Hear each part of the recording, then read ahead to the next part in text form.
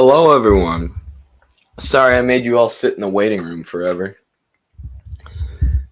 I was finishing some important research. Pedamillo is here. Hello, comrade. One second. Boom. How's everybody doing? I don't know if people saw the TikTok I did about this, but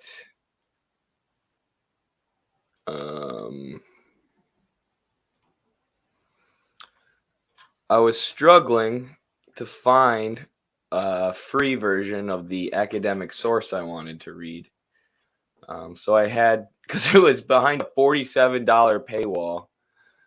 I'm like, why? So I had to request it from the authors. Actually, Carlos filed a request for me through his college's website.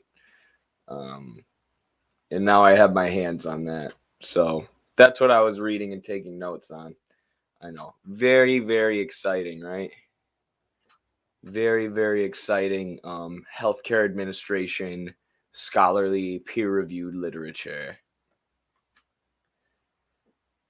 I'm old. I've been on the talk like 3 times. I'm always surprised like how many people enjoy our content and follow us on YouTube and Twitch who don't even know that we have a TikTok, because obviously there's so many people who came from our TikTok, because that's just always where we seem to be able to blow up. But there's still a lot of people who don't even know that we have one. Sorry, I'm trying to get Conor McGregor out of there. He's a real capitalist these days. That's actually not my poster. It's my roommate's. I'm not a huge McGregor fan myself. I like Habibi. Hey, Eddie in chat. Hello, Happy65. Welcome back. I feel like it's been a minute. Maybe not. Maybe I'm just stupid. Where Pilgrim. Hey, everybody. Hello, Where Pilgrim. Everybody's favorite moderator in the house. In the house. I want my glasses, y'all. This staring at the screen all day ain't good for me.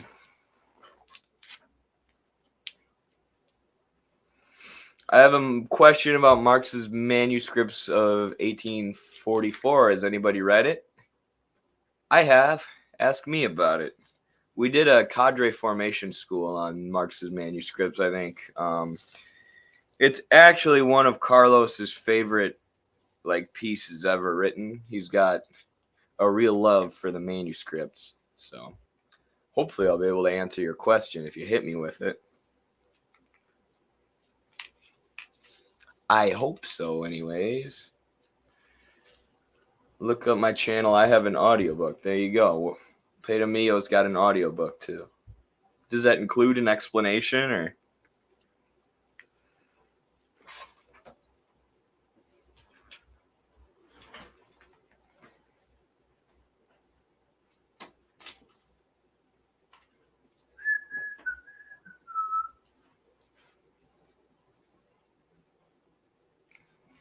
All right, now my glasses should be set.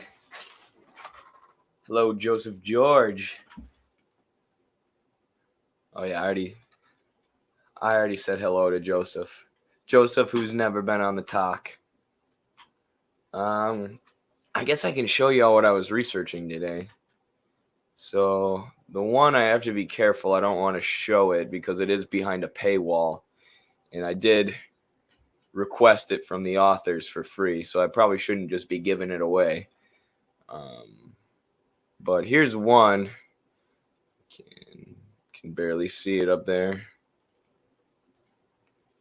The Evolution of the Pharmaceutical Industry, which was written in Italy. Really interesting. They're taking an evolutionary approach to the development of the pharmaceutical industry. You know, how does technology develop? How do market forces cause technology to develop and change? It may sound boring, but I thought it was interesting. It was published in some business textbook, some textbook about business. But they basically use a dialectical materialist approach because they're using an evolutionary approach, which basically just ends up being historical materialism. And interestingly enough, in the piece, they give an argument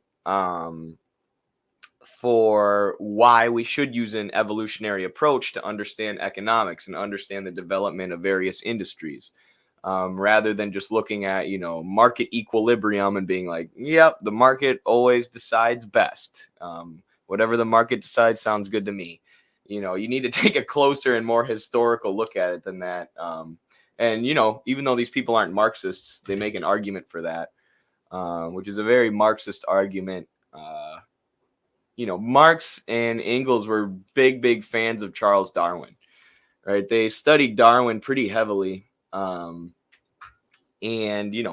applied sort of a lot of his principles of studying the evolution of species to studying the evolution of society and the evolution of different economic systems.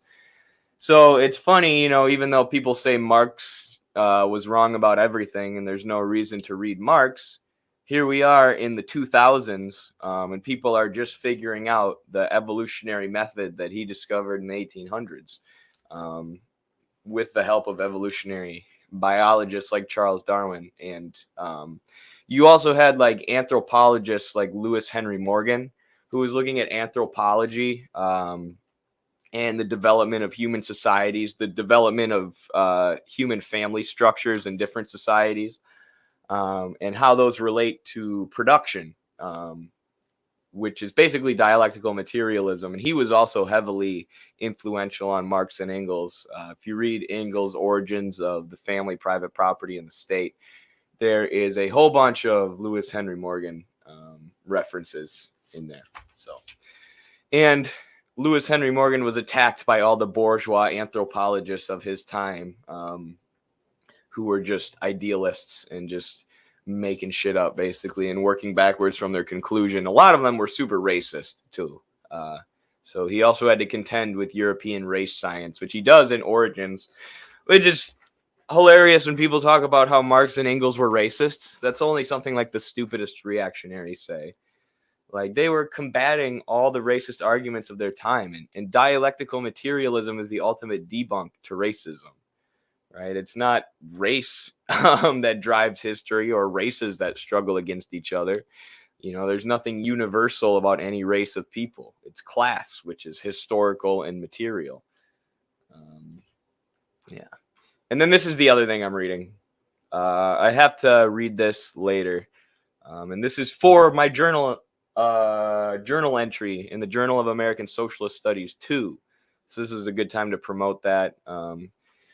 Reading through these two giant, they're not actually that giant, compared to a lot of academic, scholarly, peer-reviewed articles. But I have to read through these and take notes because they're packed full of information. And I'm writing my journal entry for the Journal of American Socialist Studies as an actual dialectical materialist analysis of American healthcare and of the modern healthcare system. So, of course, that means having a historically materialist analysis of the healthcare system. So I have to go all the way back. And that's what the first scholarly article I was showing there is for. The one about the history of the evolution of pharma that I had to email the authors in order to get. That goes all the way back to the 1800s, when the pharmaceutical industry emerged as a sector of the emerging chemical industry. Actually, the industry, companies were first emerging. The industry as a whole didn't really emerge till the 1940s. And then the other one, my journal is going to include a lot of information about the opioid epidemic, which we'll talk a little bit today on the stream. So that's why I'm going through this other article, Lessons from the Corporate Influence in the Opioid Epidemic toward a Norm of Separation, to one, get a historically materialist analysis of the opioid epidemic. What were the firms that were actually involved? Who were the corporations? Who were the academic and government institutions who helped those corporations? And toward a norm of separation means they're trying to isolate pharmaceutical producers, those who produce the medicine, from corporate influence. And this I'm going to use to show like the pseudo solutions that are proposed by health policy experts, a lot of times who are being paid and supported by conglomerates. Probably not this guy who wrote this, because he's criticizing corporate influence in the opioid epidemic. But their solutions always stop short of, capitalist healthcare is always going to lead to this, or we need, socialistic, socialized medicine, rather than market-based, profit-driven healthcare.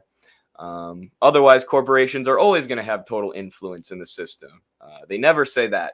It's always, we just need to separate corporations from the government by making a few new rules and regulations. It's like, how are we going to do that? And pharmaceutical lobbyists completely control the government, and they're huge donors, and they largely control the media, and they freaking attacked Bernie with everything they had when he tried to propose a minor change. When he said, hey, we should have Medicare for all, and get rid of these for-profit insurance companies that are literally a mafia-style middleman robbing Americans for profit.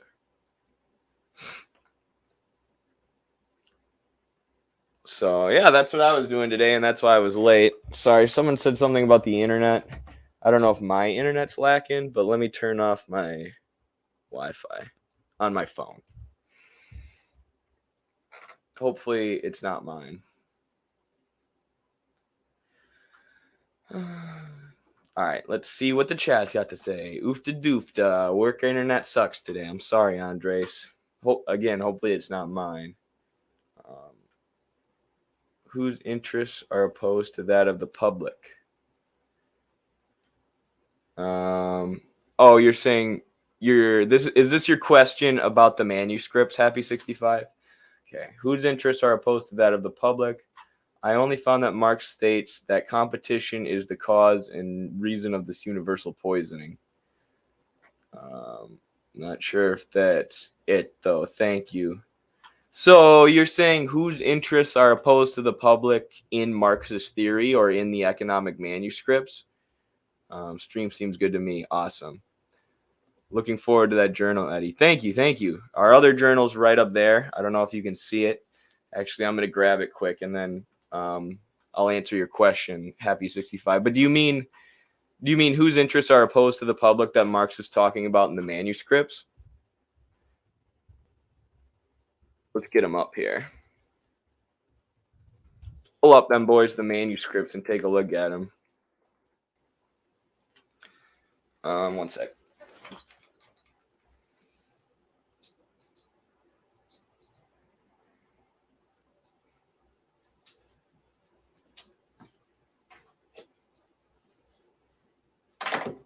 Shoot. I also want my cool lights to be glowing. I paid for them. I gotta use them. No, that's not my complete question. Okay. Give me your complete question. And don't feel stupid. Don't feel like that was a stupid question, right? Like, there are no stupid questions, especially when you're starting out with Marxism, because it's complicated. And even Marx and Engels and Lenin's attempts to simplify Marxism, they're good and they're helpful, but it's still more complicated than that, right? You can only learn the theory thoroughly by putting a lot of time and energy into studying it. Not everybody's had time to do that or energy to do that yet. So it's difficult. And then on top of that, there's all the bourgeois lies. There's all these lies and misconceptions that have been piled on, Marx and Engels to try and get people to think they're crazy. And, they didn't say anything that was true and none of their predictions came true. And it just leads to a dictatorship every time. If you read the Communist Manifesto once, your whole family goes to the gulag. What do you make of Marx's criticism of business secrecy, adulteration of products, profiting from poverty, monopoly pricing, and those whose interests are opposed to that of the public? This comes from the Marxist Study Guide. I posted the complete question. I'm not sure if you can see it. I can see it for sure. Sorry, I was just finishing my ramble. Criticism of adulteration of the product, profiteering from poverty, monopoly pricing, and people whose interests are opposed to the public. I mean, it's absolutely true. Sorry, a police officer just drove by my house. That was scary. It just always makes me like, "Ugh, the cops, a cab." But yeah, I mean, the interests of the bourgeoisie are opposed to the public because of competition, like you said, and well, mainly competition. It mainly stems from competition, right? Because corporations need to constantly expand. They need to constantly make a profit. They need to accumulate capital. These things are all true. But the reason that they have to constantly expand is because if they don't, they'll go out of business, right? If they're not constantly expanding, constantly increasing the amount of profit they're making, then they're going to be outcompeted by their competitors in the market, people who are investing in innovation and expanding their productive output and marketing and lobbying the government in all these things. So you have businesses who act in secrecy. Like a good example of that would be intellectual property laws.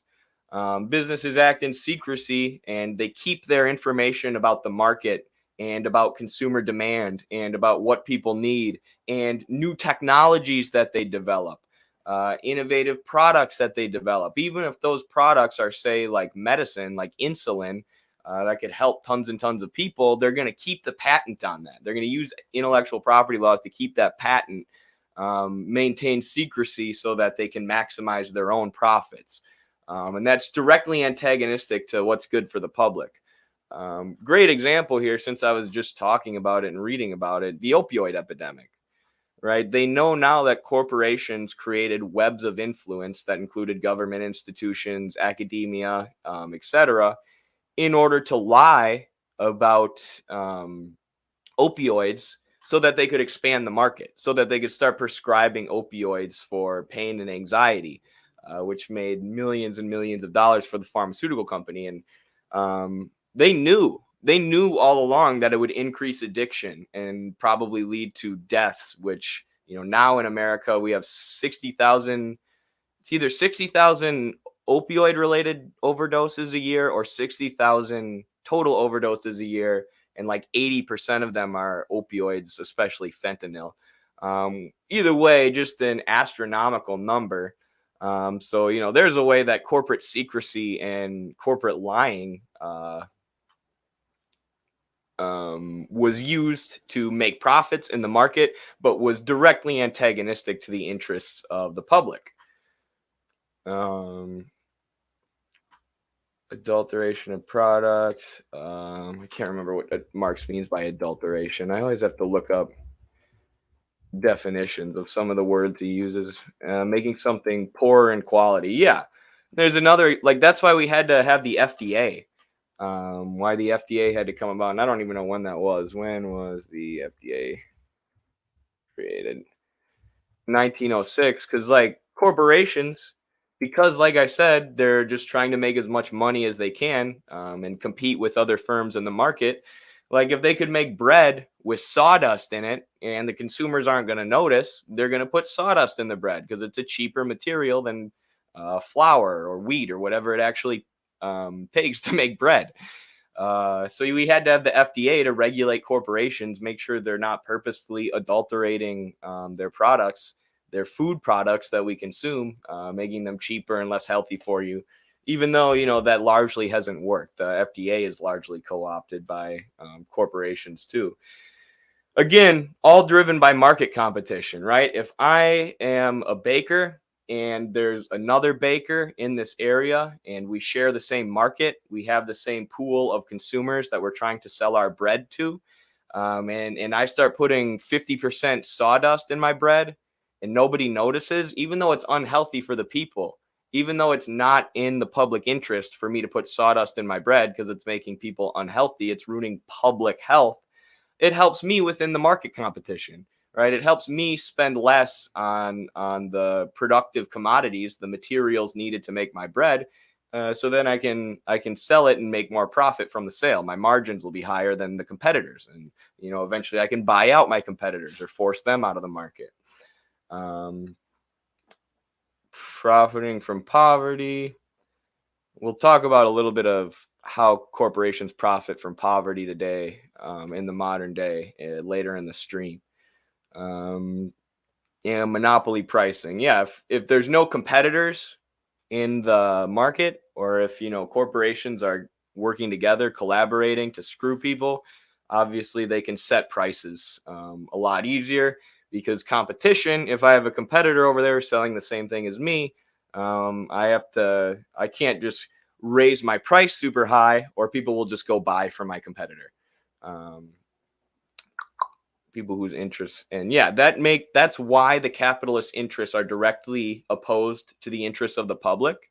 And important point, that's why they can't help it, right? That's why it's not that the capitalists are just bad evil people who were born hating poors and hating the working class, right? They have to continually expand, have to continually grow their capital, grow the amount of surplus value that they're siphoning from the labor of the workers. Otherwise, they will be pushed out of business by their competitors. So the market system itself, capitalism itself, commodity production itself is directly antagonistic. It's contradictory. It encourages production that's antagonistic with the interests of the public, which is how corporations and conglomerates who have the most control over public health, the health of populations in the U.S., literally lied so that they could sell more opioids, which destroyed public health. Probably the biggest public health disaster of the last 20 years outside of the COVID pandemic.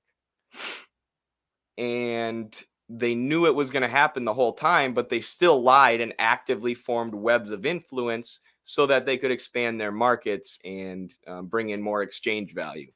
And again, the way I like to conceptualize this, as Marx does in the first 3 chapters of Capital: exchange value versus use value. Use value, you can't quantify it, you can't put a number on it.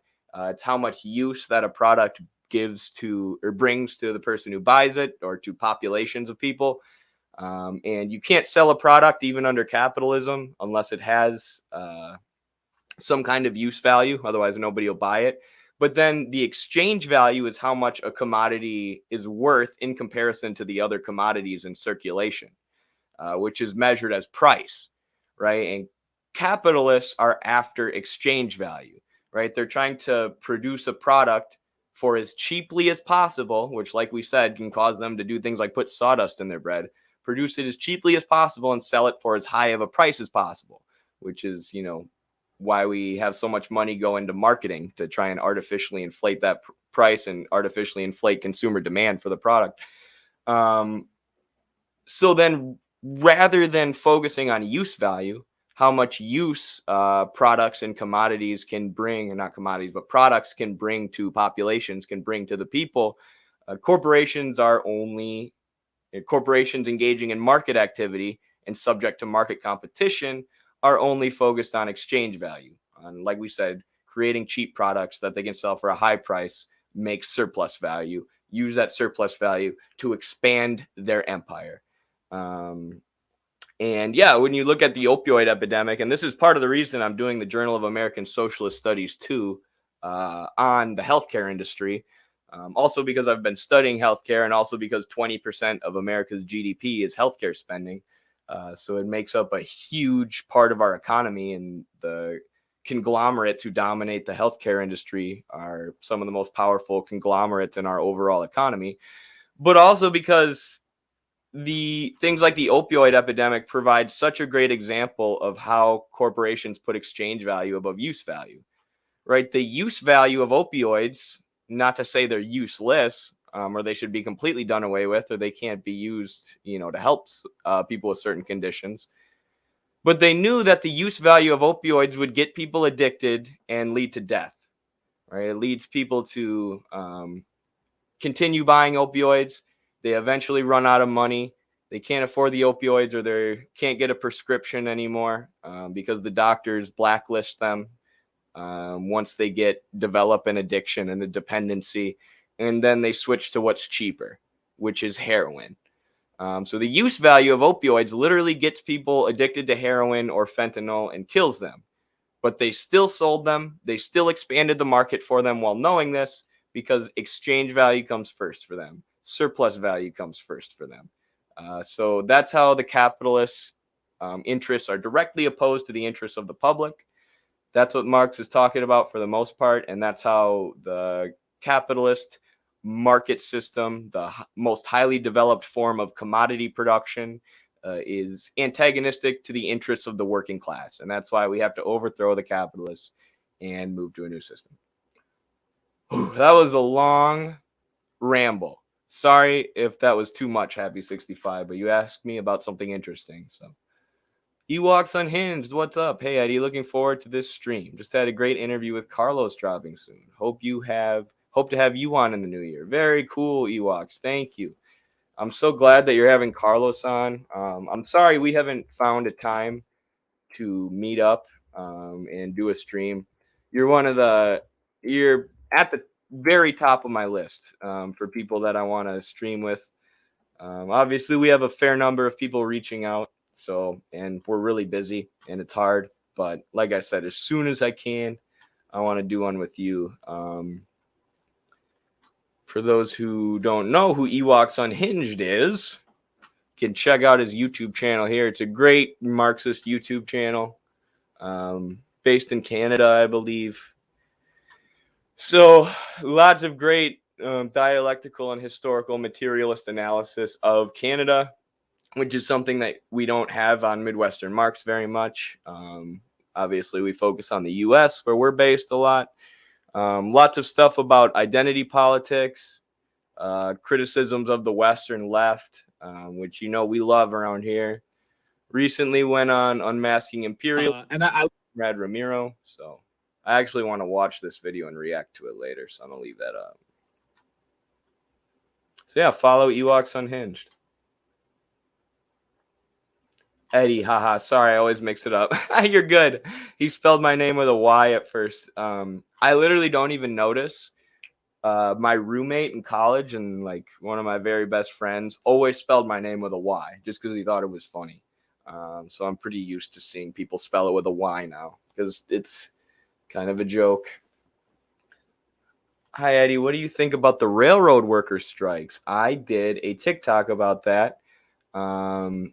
Like I said, one of the people who got me into Marxism is actually in the rail union and really active in the rail union. Obviously, he's a Marxist in rail. Because he's, it's a good thing. It's a good thing that the workers are threatening strike and engaging in class struggle and whatnot. But, he's telling people to pump the brakes on your excitement. Because, for one, the union bureaucrats, the administrators, don't want a strike. They're looking to avoid a strike. And oftentimes they're people just after the bag, after money. They don't have any real conviction for trade unionism. And then my buddy's always saying the workers are just not that militant and they're not that educated on their union. They're not educated in how the union works. They're not educated in how they can get active in it. They're not educated in the structure of the union. They're not educated in who their union administrators are. They've been fed all this propaganda by Fox News for years and years and years about how unions aren't even good and how they hurt regular people, just laughable, nonsensical propaganda. And meanwhile, most of the Western left is focusing on like issues of identity, social issues, organizing and voting for Democrats. And it's like we should be focusing on union education, right? We should know how the major unions in this country are structured, what they're up to. When they have elections, we don't even follow when there are union elections or there's very few analyses from Marxists of what the most important unionized industries are in the country. So that should be where, a lot of communist socialist parties as well are putting their focus. And this is absolutely 100% a critique of myself and Midwestern Marx as well. Like, we try, but we're not nearly on the level we should be with union education. Not nearly. And my buddy, too, works on the rail union. He says all his coworkers watch TikTok, right? They all scroll through TikTok, and he says it as a bad thing.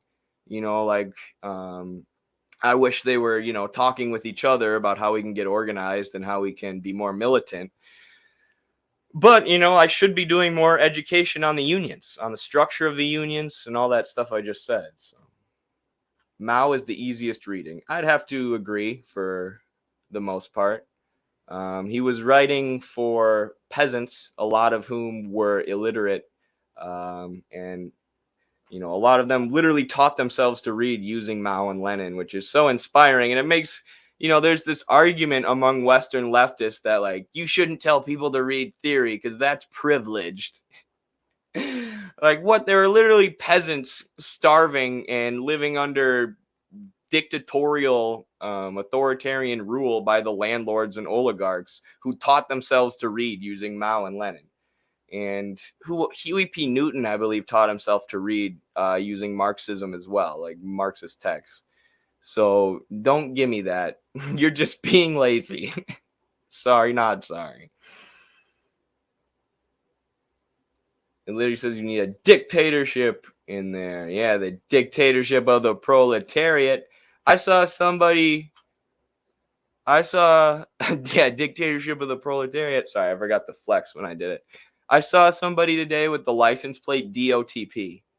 And I was like, do you think they got that custom made? Do you think that license plate means dictatorship of the proletariat? I gave them a solidarity fist when I drove by. Maybe they thought I was angry. But just in case they were a comrade, I gave them the fist. They might have just got lucky and got the coolest license plate in the world. But oh, David with the super sticker. Thank you very much, David. Appreciate you. David's always always funding our project. We should probably have credits at the beginning and the end of our videos and streams that say this video was brought to you by David with the amount of support that you've given us financially. So thank you very much, David. We love you. All of us over here at Midwestern Marx really appreciate you and have enjoyed meeting you and enjoyed your friendship over the last 2-3 years or so, for real. So yeah, join our Discord server if you want to hang out with me, David, Carlos, Noah, and the gang. We're getting into using it more, I promise.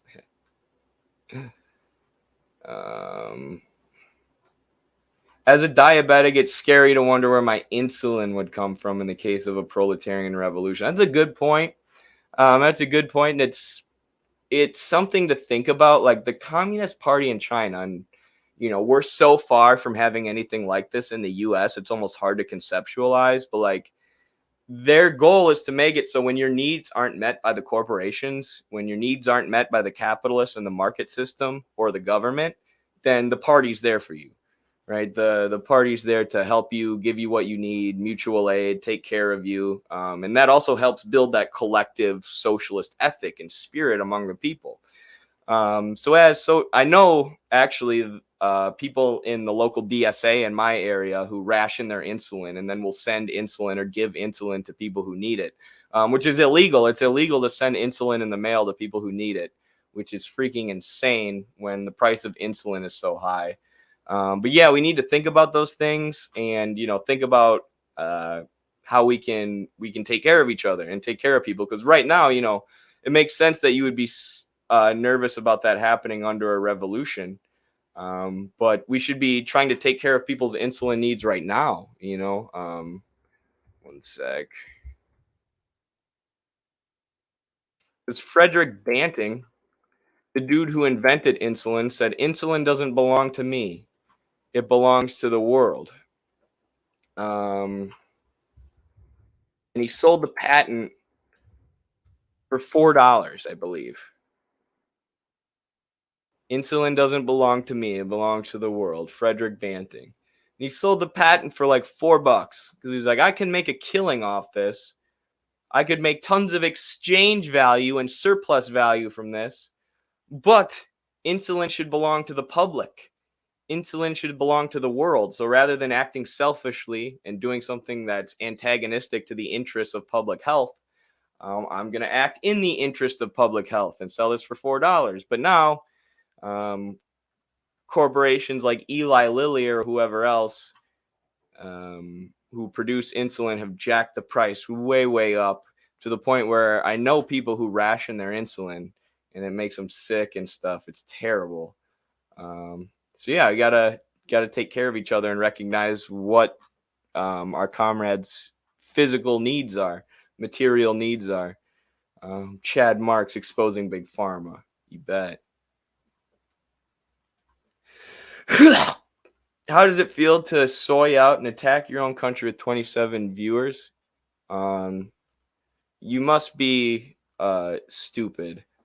See, if you look here at our TikTok, we have 99.7 thousand followers and thousands of viewers on almost every video. This one has 397.7 thousand viewers. So yeah, that's a lot more than 27. And even in this stream right now, we have 39, which again, and I'll slow this down so you can understand, 39 is more than 27. So clearly you were working with not all the information. So now you know, and you won't say anything stupid again. Doesn't soy mean wimpy too? Isn't soy supposed to mean like, you're not very tough? I challenge you to a wrestling match or an MMA fight so you can show me how soy I am and show the world. Things that should never be for profit: healthcare, medicine, prison, education, housing, food, public transit. Couldn't agree more, Zebra. Couldn't agree more. FDA approves feeding pigs plastic. Classic. I'm going to zip through the comments here. Oh my gosh, I'm so far behind the chat. I'm so far behind. All right, sorry, y'all. I'm going to have to skip a lot of chats, but Comrade Peta, put him in a timeout. He mads. Cobra Commander, are you not a mod? Can you not put people in timeout? I'm sorry. I literally thought you were a mod. If you're not, then you're not a mod. Can you? One sec. Is anyone watching on Twitch, by the way, who wants to serve as a mod? Oh, you are a mod, Cobra Commander. Okay, I'm stupid. I thought so. He is. It's sickening insulin costs as much as it does. Definitely. Insulin is really damn cheap in Vietnam, and they're still somewhat a U.S. puppet state. I wouldn't say that about Vietnam. I wouldn't go as far as saying they're a U.S. puppet state. Like,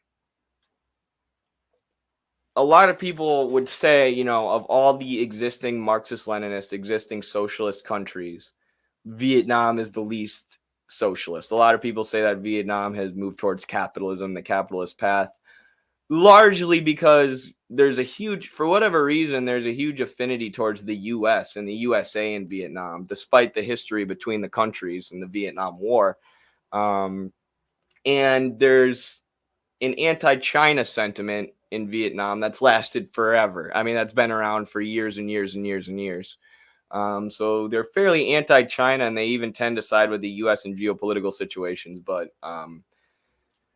they're still not a capitalist country, right? They call themselves a Marxist-Leninist country, a country governed by the working class, and they have things like cheap insulin, a lot of nationalized industry, a lot of money in education, things like that, to try and create common prosperity. So, sorry, let me I was going to play a video and then I forgot about the rail strike. Biden tries to stifle rail workers' strike. Actually, let me show my buddies first. So as if nothing else, I stitched because his is really good. As if nothing else could get worse, Biden is calling on Congress to force a deal onto union workers for the railroad, stopping a potential strike, because The owners are not budging on the sick time off, whereas the union workers are also not budging because they want to not get in trouble for going to the doctor. The railroads are okay with the Biden plan. The unions are not. This is the same industry that made $20 billion in profits the year after the pandemic. And Lord knows how much they profited off of the pandemic. Because I don't know if anybody remembers, but the railroads didn't shut down. While 8 unions may have accepted that deal, 3 of the 4 unions that did not accept the deal account for 3 of the top 5 largest unions, accounting for over 56% of the workers, where that means, democratically speaking, the majority of workers do not want that deal. Almost to trivialize the deal, Nancy Pelosi lies saying they agreed to a deal in September. They did not. So as if nothing else could get worse, Biden is calling on Congress. Canadian mining assets in that.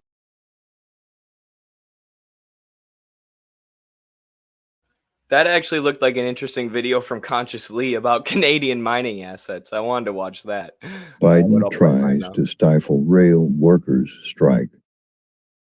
This is a great example of class struggle. And as I've said before, one of the people who actually got me into Marxism works in the rail industry. And, he's definitely got a lot of critiques of the state of the left in the US and of the labor movement. As socialists in general, for one, we're not paying close enough attention to what the unions are doing and how the unions work. We all do a lot of education on, say, imperialism and whatnot, and we're guilty of this too. But there's little to no education on, say, how the structure of a union works, or how the union bureaucrats are often people with no conviction for trade unionism. And we're not doing nearly enough to counter the anti-union propaganda that's constantly being put out by outlets like Fox News. Workers are fed this idea that the union's actually bad for them and they're being greedy by wanting benefits. So even though now like 52% of the rail workers are threatening strike, the union bureaucrats are trying to avoid it. And then there's a lot of people who are complacent. There's a lot of people who don't know how the union works. There's a lot of people who don't know how to get active in their own union and be militant. So like socialist, communists, and socialist and communist parties, rather than putting our efforts into mobilizing for Democrats, we should be making connections with the unions and doing lots of union education. And this is a criticism of myself and Midwestern Marx with pretty much everything I've said. This is stuff we could all focus more on. Biden tries to stifle rail. So yeah, that was my main takeaway. Was criticizing the left. I see people in the chat talking about Haas of infrared, which, of course, we can't go, that's pretty much what every left-wing socialist Marxist chat is about these days, is Haas or Jackson Hinkle or something. Eddie and Haas aren't on hostile terms. No, we're not. And I mean, I haven't watched his stuff in a while. But like I said, I disagree with the MAGA communism strategy. But,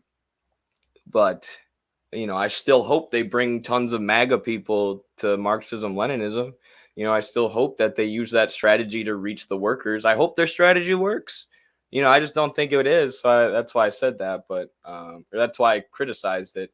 I've never seen a coherent criticism of Haas. I feel like the one I did was when he started doing the MAGA communism thing was fairly coherent.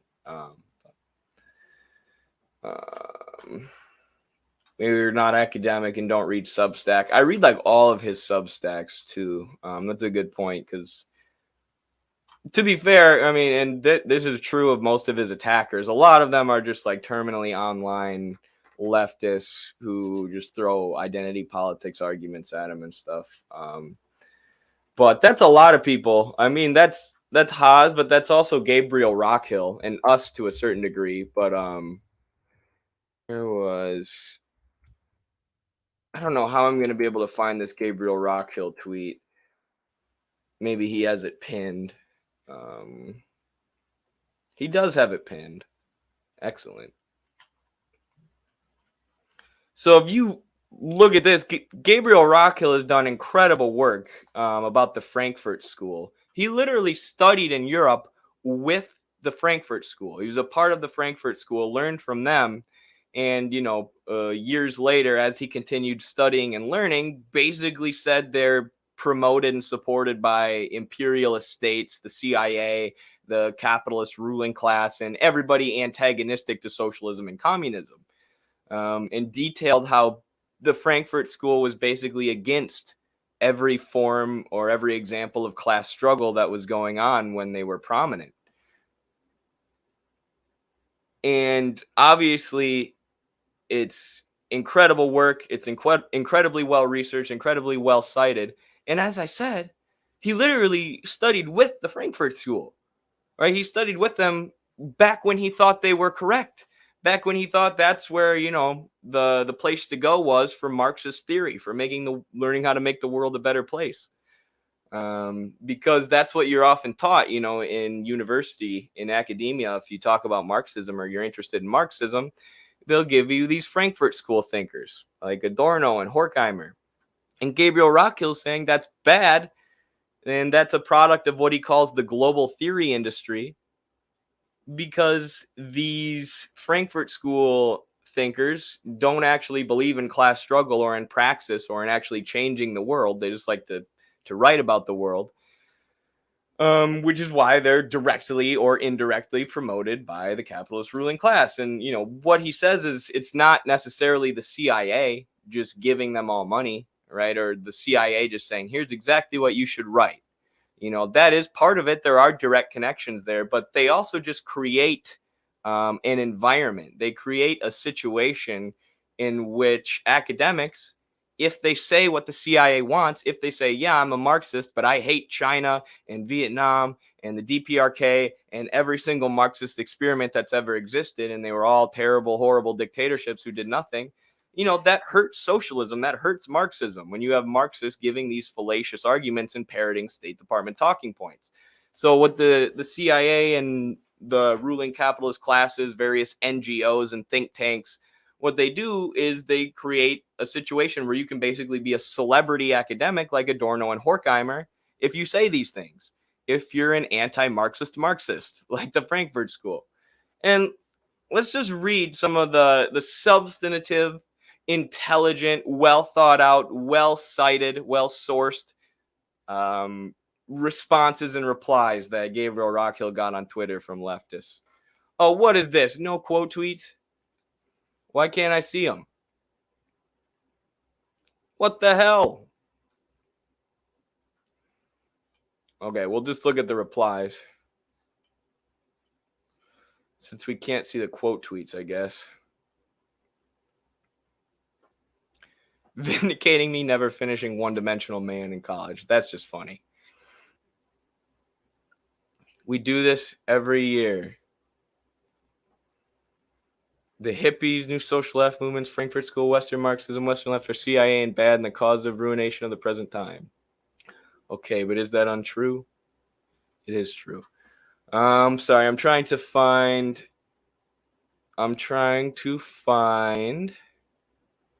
some of the attacks against him, because there are tons in the quote tweets. Absolute garbage. So here's what I'm trying to point out. Almost none of the criticisms against Rockhill are actual arguments. You'll find almost nothing. There might be absolutely nothing actually criticizing his argument, saying, hey, maybe this is wrong, or hey, maybe this citation was wrong and here's what it actually says, or hey, here's my counter to your argument or your thesis. It's just absolute garbage. Here's an actual argument, but that's from someone who's on his side. My dude, if Frankfurt School is CIA, what does that make you, since your org gets funding from the International Herbert Marcuse Society? Because he's sponsored by the Herbert Marcuse Society, then you can completely dismiss all of his arguments, right? You don't actually have to engage with his arguments. You just have to point to where his funding comes from, which is not what Rockhill does in his analysis of the Frankfurt School, right? He does talk about where their funding comes from directly and indirectly. And I don't know what the Herbert Marcuse Society is, but like I said, Gabriel Rockhill actually went and studied with the Frankfurt School, right? So by collaborations, he could have been talking about the time that he actually spent in Europe studying the Frankfurt School. It doesn't mean that, they're directly funding and controlling his work.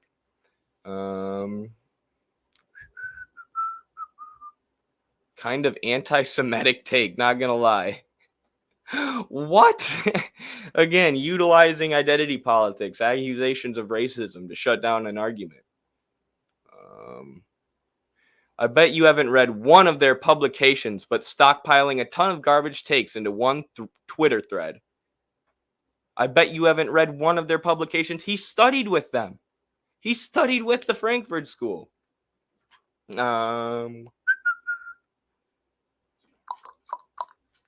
So yeah, again, no real arguments except for from the people who actually agree with him. And I don't know why I can't see these quote tweets.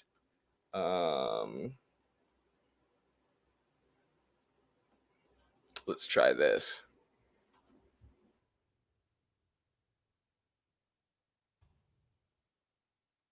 Gabriel Rockhill, Twitter,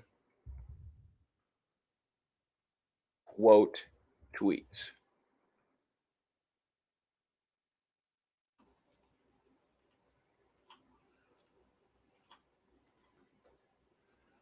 If anybody else can get it up and get the quote tweets up, please do. I would really, really appreciate that. I don't get it. Why would this not show up? Is it because I don't have the Twitter app open?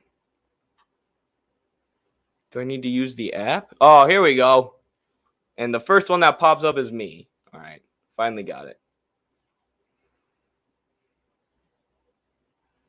Read the quote tweets of this thread if you want to know how the leftist hive mind works. You'll see a bunch of leftists making personal attacks against Gabriel, calling him stupid, and agreeing with each other about how stupid he is. What you won't find is a substantive response.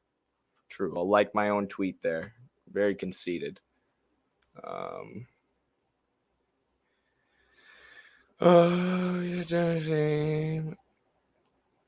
Many ideas originate from bad places, but can still have truth within them. Gabriel Rockhill never says that the Frankfurt School never said anything true. Notice how this article, the notice, the N in notice needs to be capitalized. That distracted me. How this article claims the basis for Afro-pessimism, queer theory, etc. are the same, and uses that to discredit these ideas in its entirety, rather than acknowledging the origins and deciding what's true. No, I mean, that's what he does in his work. That's especially if you read his full book, right? If you read his full work, maybe he summarizes them together, and it seems like he's lumping those different fields in together. But in his book, he thoroughly analyzes each one and the origins of each one, and finds that their origins are similar and similarly worth criticizing. Let's see here. What purports to be an enlightening thread about the Frankfurt School program from a supposedly leftist stance ultimately turns out to be a politically motivated conspiracy theory. Some dubious claims in here, some of which are obviously deliberately taken out of context. The classic. This is the classic. You're a conspiracy theorist. You're spreading conspiracies. I disagree with what you're saying. And it has to do with the CIA and the government controlling information. So I'm going to call you a conspiracy theorist. Literally, something that in a leaked CIA document, as Vijay Prashad lays out in the book Washington Bullets, literally a CIA strategy. They laid out in one of their documents that we're going to call anybody. It started with the U.S. coup in Guatemala that ousted Jacobo Arbenz at the behest of the Chiquita Banana, what's now Chiquita Banana. What was it called? Whatever, that giant freaking banana company. Someone help me out in the comments. But they said anybody who says that the CIA did this, anybody who says that the U.S. had a role in Arbenz being ousted, we're going to call a conspiracy theorist and say that that is a conspiracy theory.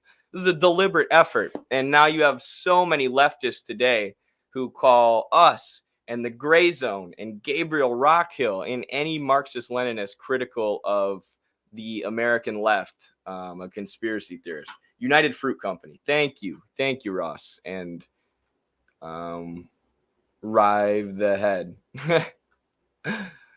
Thank you. All right, let's go a few more.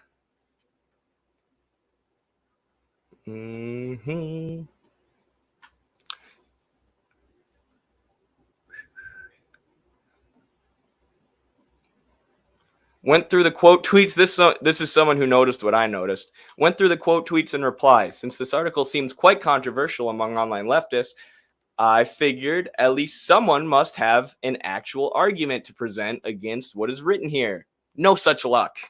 Nope. No such luck. Interesting how among the criticisms of this, in many ways suspicious article, I see little about the most interesting theme, namely the influence of post-Marxist thinkers on the actual Marxist political movements. Not only does he talk about the effect of the global theory industry on the left today and how it makes the left today in the US liberal and imperialistic and prevents them from focusing on class struggle. He talks about how Adorno and Horkheimer are distracted from specific events in their day, specific protests, specific worker strikes, which they condemned while sitting in their ivory tower writing expensive books. So to say Rockhill doesn't bring that up, and maybe it's just in this, maybe they're just talking about,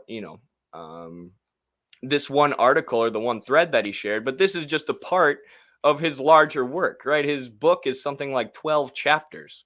Or even, if you're too busy, low energy, or lazy to read his book, or you just don't have time, he fleshes out a lot of the ideas in his book and a lot of the chapters in his book in this interview with ya boys, Midwestern Marx. And this is, even though I wasn't here for this interview because I was at one of my athletes' weddings, this is like my favorite interview we've ever done. I think it's just incredible. So yeah, a lot of the, actual, somewhat substantive arguments are basically just taking this article and this thread out of context or looking at it in isolation, ignoring the rest of Rockhill's work and saying, why doesn't he address this? Why doesn't he address that? The CIA-funded pseudo-socialist Frankfurt School is the source of goofball cultural Marxism that so upsets conservatives and old-fashioned working-class-oriented Marxists as well. Yes, this is, what has allowed folks like Jordan Peterson to come about, right? They look at liberalism or, cultural Marxism, as he calls it, which is basically just liberalism or pseudo-Marxism, Frankfurt School Marxism. And then he says, this is what Marxism is, and this is stupid. Look, I've refuted Marxism. Go me. I'm so smart. I'm Jordan Peterson. And what Gabriel Rockhill does with his work and his investigative research is say, no, Jordan Peterson, you're basically getting a bunch of followers and fans by debunking CIA-funded liberals and calling them Marxists. So,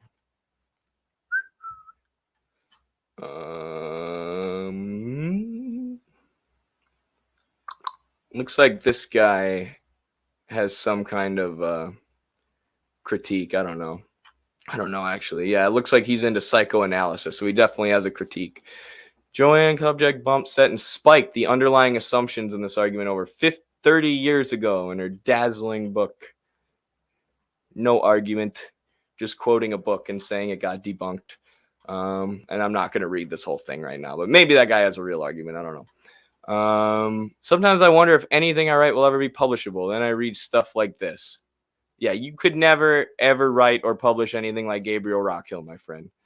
Also, this isn't an argument. This effing sucks. Sorry, dude. Yeah, good point. Good point. It sucks. I never thought about that. I had never thought about that. The quality of this analysis has me pulling my hair out. Dumb bitch hours for whomever this Gabriel is. And it's a meth pipe with RT on it in Russia Today. Nice. Yeah, you guys definitely refuted the main thesis of his piece here. Real moron hours. Again, really good point, guys. You're definitely not just making personal attacks against somebody because he called out the CIA-funded theorists that you love so much. Peaceland and Brad gave him a shout out. Good for them.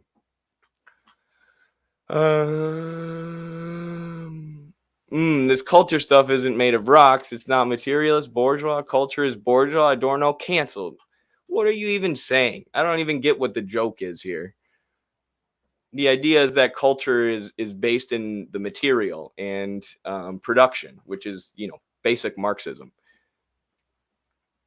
So that's probably enough of that. But yeah, it's absurd. It's absurd how many just personal attacks are made to dismiss people. And it's almost always primarily targeted at Marxist-Leninists, because they don't want to actually engage on the substance. They don't want to engage with the arguments. Because if you really stick to the dialectical and historical materialist method, so long as you don't make any just errors in your reading or understanding of what you're reading,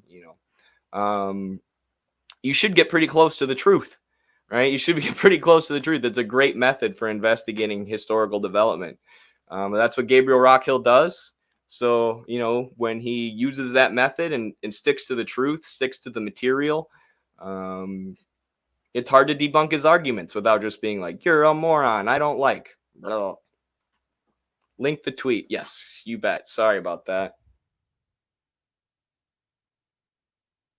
It is the pinned tweet on Gabriel Rockhill's account. But I would suggest everybody watch our interview with him, read his work, read this article, read his book.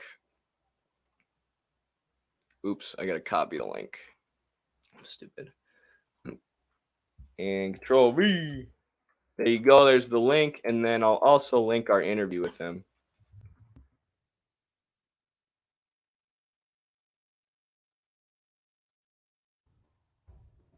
Rockhill, Midwestern Marx. Boom. Gotta love it.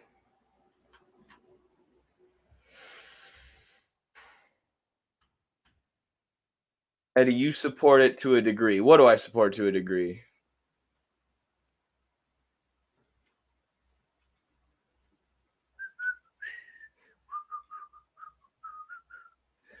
Let's see what people have to say about that. RT is widely more transparent than any U.S. news syndication. That's what's so funny about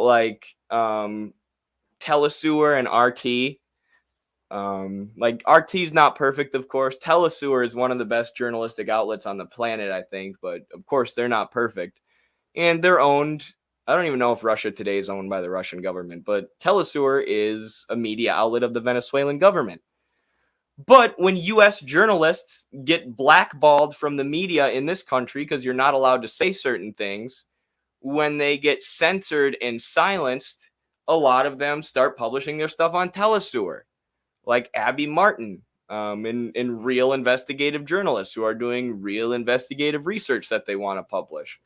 So, these government-funded outlets, although you still have to be critical of them, government-owned outlets that the U.S. claims are just pure propaganda, are doing a lot better work than the U.S. corporate media, the privately owned, capitalist-owned media, which blackballs anybody with an outsider opinion who gives an alternative narrative, especially when the U.S. is trying to foment regime change against some country. I support MAGA communism to a degree. I support getting Trump people to be Marxist-Leninists. That's for sure. Okay, let's watch this Ewoks Unhinged video. I'm positive Eddie does not watch Haas streams where he calls people bad words for 30 minutes, so he is simply not aware of the behavior like us. That is true. That is true. I don't watch those streams.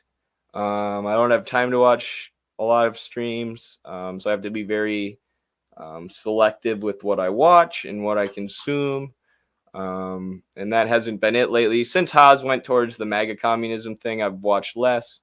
I think I agree with both of you. I support what the infrared people are doing to a degree, and then I have criticisms of it, and then I also just don't know what's been going on with infrared lately. You know, like, so if he's doing things that are outrageous or that I would be totally against, I just haven't seen it. So there's also that.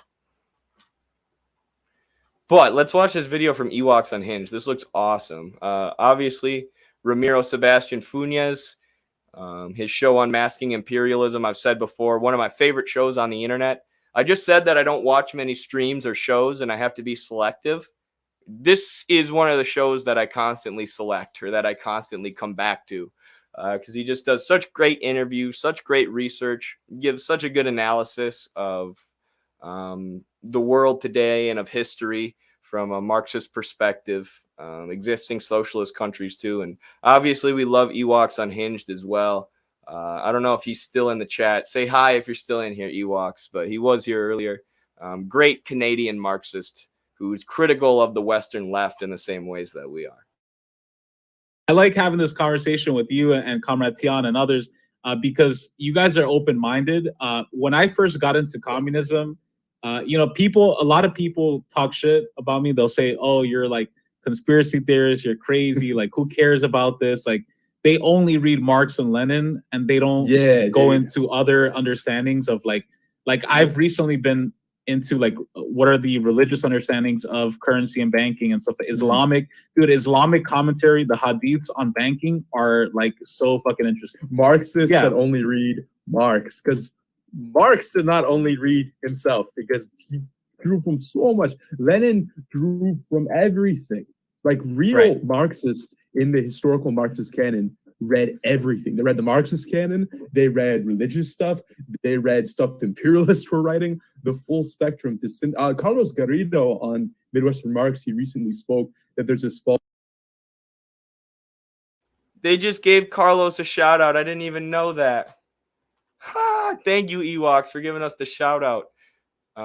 Appreciate that. I love what y'all are saying in this video. I'm just going to let it keep going. False notion that those of us who are quote unquote Marxist or scientific socialists, we only read that canon. That's false. We read everything and synthesize. And Ramiro and I, we talked about that with Pedro X on an episode called Seven Sins of the Left, where we said there is a lot of value in checking out the scripture, whether you're religious or agnostic or atheist. There is some human wisdom contained in there over the millennia that can help inform us or at least understand thinking processes. So I totally know what you mean, especially on the online left. People, they pick Marxism as an identity as opposed to a science that you study outside of everything else. Beautifully said. I want to address one of the chats here because Solgado is a good comrade and someone who watches all our streams. I can't stand this guy's stuff about Jews. Ramiro's not anti-Semitic. Right, he's very clear in all of his videos, and you know, and if I'm wrong, correct me and tell me why, what your critique of his coverage of Israel is.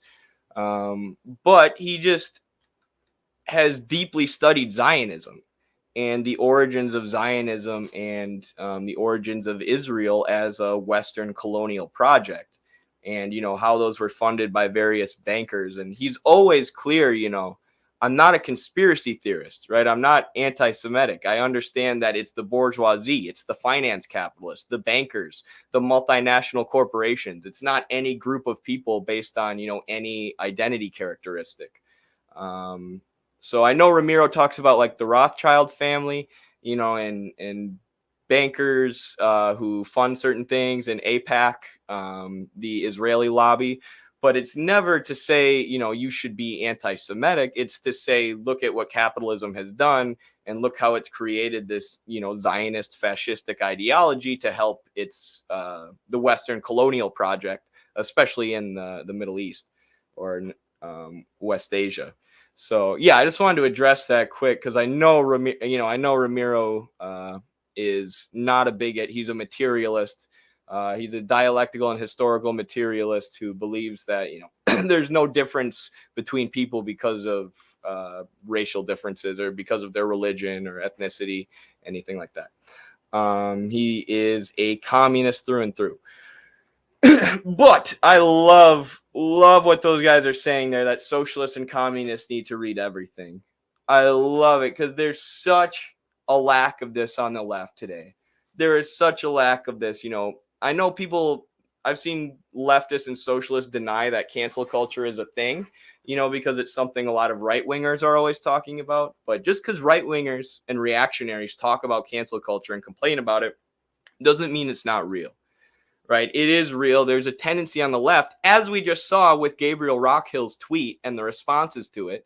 There is a tendency on the left to just dismiss anything that you don't like, right? You just see something, you get the form of appearance, as Hegel would say. And if, you have an initial reaction to it, I like this or I don't, and if I don't like it, I'm going to trash it and call whoever said it a moron. And if I do like it, then I do like it. But there's no investigation, right? There's no, hey, maybe I'm wrong, I should read this. Or, hey, even though, the person who wrote this, I disagree with about 99% of things, but I can still learn something from them. I can see where they're right. Or, I can read imperialist authors in order to better understand how imperialism works, right? You study your enemies.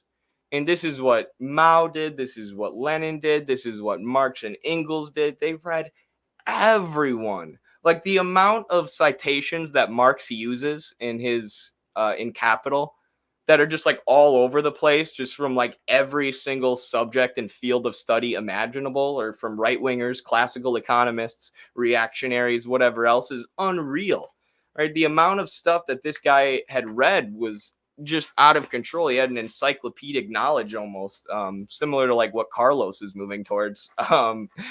Who also reads everything, including philosophers and theorists that he deeply disagrees with.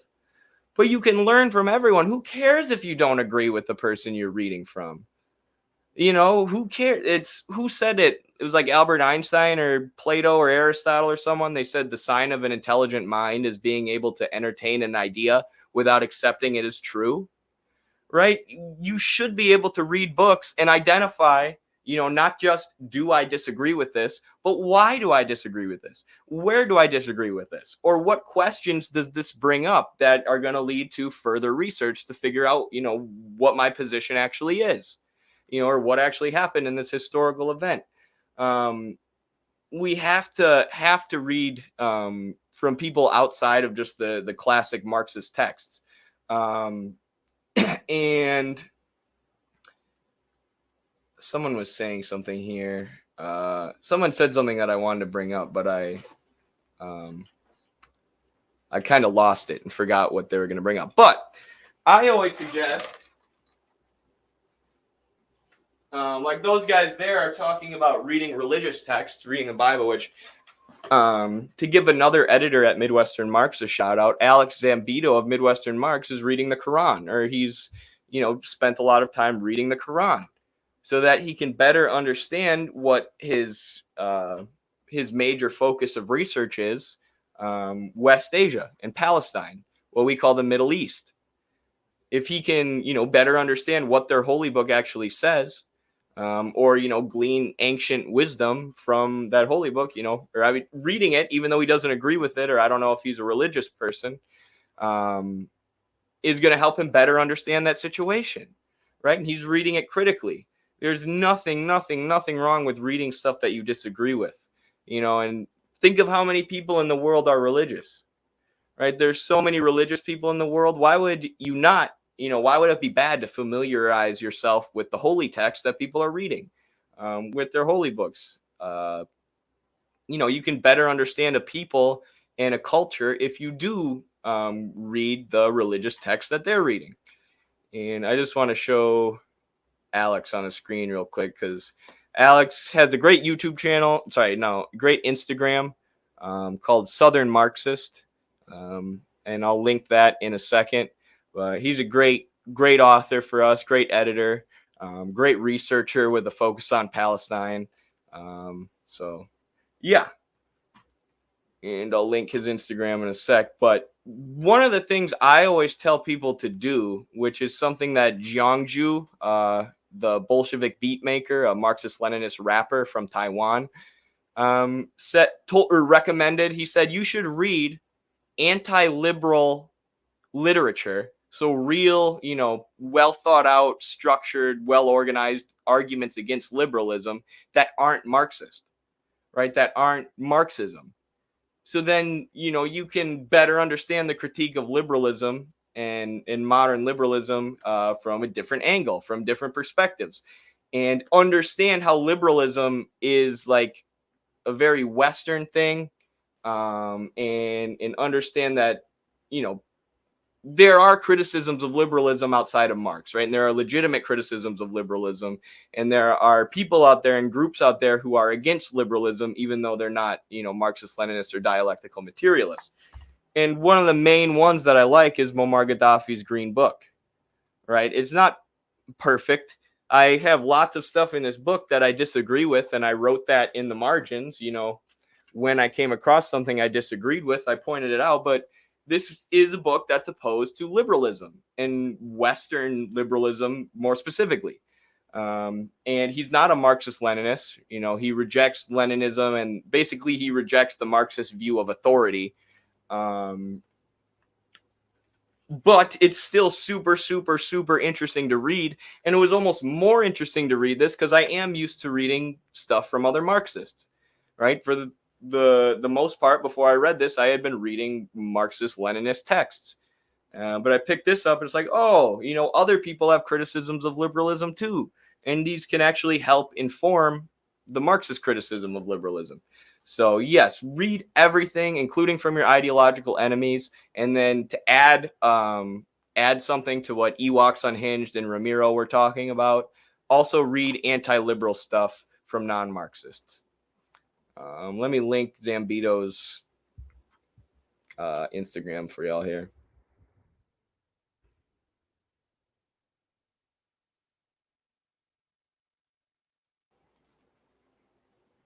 Because it's not Southern Marxist now is his handle, because he got banned for posting some stuff about Palestine, I think.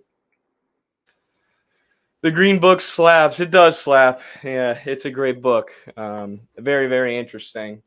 I've been meaning to read the Green Book. It's a short read. Let's see how many pages. 104. Yeah, and I mean, I have some deep criticisms of this book. Like, this is the very last chapter of the book, the very last paragraph. Boxing and wrestling are evidence that mankind has not rid itself of all savage behavior. Inevitably, it will come to an end when humanity ascends the ladder of civilization. Human sacrifice and pistol duels were familiar practices in previous stages of human evolution. However, those savage practices came to an end years ago. People now laugh at themselves and regret such acts. This will be the fate of boxing and wrestling after tens or hundreds of years. The more people become civilized and sophisticated, the more they are able to ward off both the performance and the encouragement of these practices. And I wrote, oh fuck, now you ruined it. I support NATO again. LOL, JK, good book. So he attacked wrestling. He attacked my sport. He attacked what I've dedicated years and years and years of my life to, and blood and sweat and tears. But I still think it's a good book, and I still think it's worth reading. So if that doesn't show you how you can read things that you're critical of, I don't know what would. Zionism reeks of the Western Empire. Yes, and I don't know what y'all have been, where this conversation or this debate about Ramiro has gone, because I haven't been reading the chat, so I don't know what y'all have been talking about exactly. But this is like all Ramiro's main point of all his coverage about Zionism is like, this is a Western-driven colonial project, which is the reverse of what actual conspiracy theorists and anti-Semitic people believe. Right? They say that the West, the U.S., and the UK and Europe and most of the world, the financial system is controlled by Israel or is controlled by Jewish people, when the evidence shows that couldn't be further from the truth. It's the Western finance capitalists, mostly on Wall Street and London, who have bankrolled and supported the expansion and growth of Zionism and Israel. It's a Western colonial project, not the other way around. And Ramiro talks about that all the time. Hey, bro, thanks for reacting to the clip. We've got some good longer stuff on it for those interested. For sure, yes. Everybody go check out Ewoks Unhinged. I don't know if I put his channel in the chat or not, but I will right now. in case I didn't. And no problem, Ewoks Unhinged. Thanks for the great video. Obviously, I guess it makes sense because you talked about Carlos in the video, and you know, you watch our content and we watch your content, so it makes sense that we would come to similar opinions, or have similar advice for people, like read everything. But still, it was really, really, really cool for me to hear someone else making that point and saying that to a large audience. So really appreciate y'all for that. And thank you for shouting out our project as well. Another non-Marxist book that criticizes neoliberalism is Understanding the Venezuelan Revolution, where Hugo Chavez talks about Marta Harnecker and explains Venezuela's struggle against neoliberalism. Facts. And, Marxist theory, Lenin says that Marxist theory is just the collective of experience of the working class of the whole world taken in general, right? So Marxist theory is the experience of the working class. How does the working class struggle for themselves and, eventually come to power? And Venezuela, in their process of actually constructing and building socialism, has contributed a lot to Marxist theory and debates about Marxist theory. And there are lots of Chavistas in Venezuela who have published things that are very interesting, made innovations in Marxist theory, made bold claims. And like you said, it's not like Hugo Chavez wasn't a Marxist-Leninist. He might have called himself a Marxist, but he mostly just identified as a socialist and anti-imperialist. Even though he's not a staunch Marxist-Leninist who's read every work of Marxist-Leninist theory, he still contributed to Marxist-Leninist theory by trying to create a worker state, by creating an anti-imperialist socialist worker state in Venezuela that tries to feed people and teach people to read and build hospitals and schools and create common prosperity for the masses and kick out Western capital. And there are tons of debates between the people who are Marxist-Leninists, the people who are Marxists on the ground, the grassroots organizers. They have great analyses of their own system, and they have great takeaways and theoretical lessons that we should learn from it. So here's an example that I had pulled up the other day to actually talk about this very thing: an alternative to capitalist hierarchies, a conversation with this co-op. So there's lots of debates among Marxist theoreticians about co-ops. Co-ops are useless because they leave the market system and profit intact. Or co-ops are good. We should look to have more co-ops. And, it's better to have a co-op than a top-down authoritarian business where everybody, has to just listen to one guy or the managerial staff. So it's a move towards socialism. It's a transition. These are debates that are constantly being had, but in Venezuela, where they're actually trying to create a socialist project, they're providing evidence and they're providing, real facts and real material experience of the working class to inform these debates, right? These debates are much more fruitful if we can point to actual experiences, point to actual co-ops that exist in socialist countries and say, how is this working? How is this structured? What can we learn from this going forward? How can we make this better? What should we criticize about this? What are the issues? And Venezuela has contributed to that so much. And, I always come back to this too when I talk about the way that existing socialist countries learn from each other and contribute to theory by actually constructing socialism. If you are one of these liberal pseudo-Marxists who says, yeah, I'm a Marxist and a communist, but socialism and communism and Marxism have failed every time they've been tried, you're completely missing out on this debate. You're isolating yourself from the debate between genius Marxist theoreticians about what works and what doesn't. If you read Mao and, if you read the debate within the Communist Party of China, and if you read Mao, what they were doing in the very first years of the Chinese Revolution, they're constantly looking at the Soviet Union. They are constantly saying, here's what the Soviet Union did. Here's what worked and what didn't. Here's how our situation is different. Here's how we're going to do something different. Here's our plan. And that continues to today. You know, any Marxist in the global South or in an actual Marxist or socialist country uses the theory and the experience of the working class in other Marxist socialist projects to inform their analysis, to inform what their to inform their theory. And if you just, you know, in the West, we're like, nope, I can literally just block all that off. Soviet Union evil, China evil, Cuba evil. They've done nothing. I'm going to ignore them all. Like, you're missing out on so much. Like, it's not to say that these places are perfect. Of course, they're not perfect. You know, of course, no country is perfect. But how are we going to learn from their mistakes if we just call them evil, say they never achieved anything, even though China literally eradicated poverty and every socialist country has seen massive increases in standard of living, and then just not learn anything from them?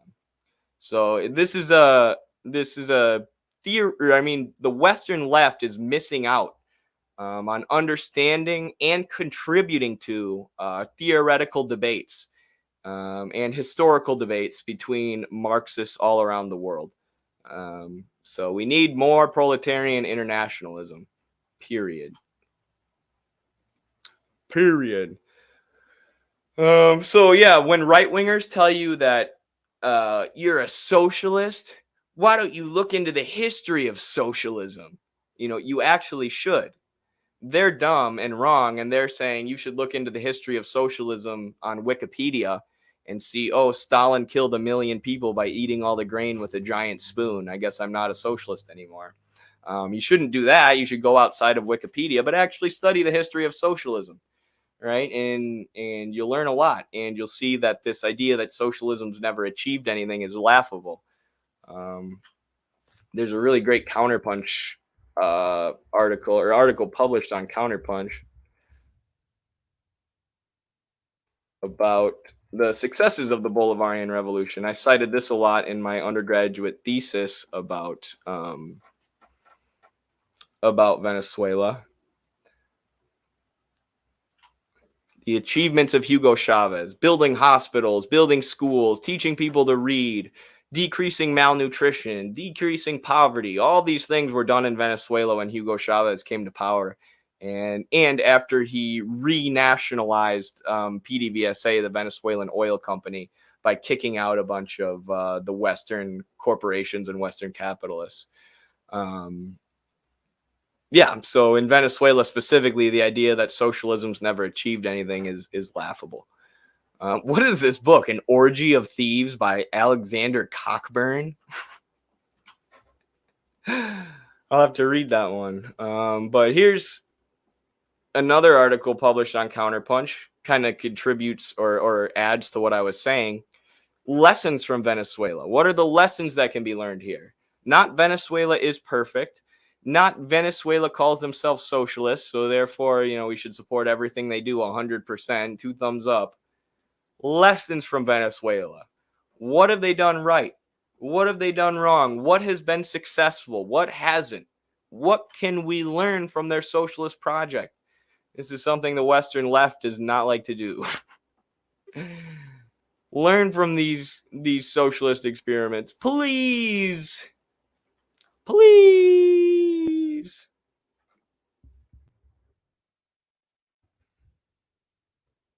I'm begging you. All right, y'all. I have to pee quick. Let me just read the chat before I go pee. Cambodia, simply put, was a Maoist revolution without the support of the people.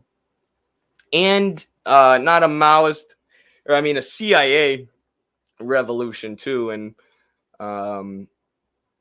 you know, Marxism, Leninism, Maoism, there are a lot of good comrades who are Maoists. But Maoism in modern day can be extremely ultra and can be extremely pro-State Department and extremely, these places didn't have a cultural revolution. They still have private capital and markets in their country. They're not real socialism. This isn't what Mao would have wanted. When Mao himself was extremely pragmatic, whatever we need to do to continue the construction of socialism and the dictatorship of the proletariat is what we should do. So there's a lot of people who say Mao would not have supported modern Maoists, MLMs. So what I'm saying there is that the CIA, by backing Pol Pot, who was calling himself a Maoist, they kind of created that ideology that I call CIA Maoism, modern Maoism, which is just taking Mao out of context and saying he wouldn't support existing socialism. Yeah, Pol Pot freaking sucked. If you don't know about Pol Pot,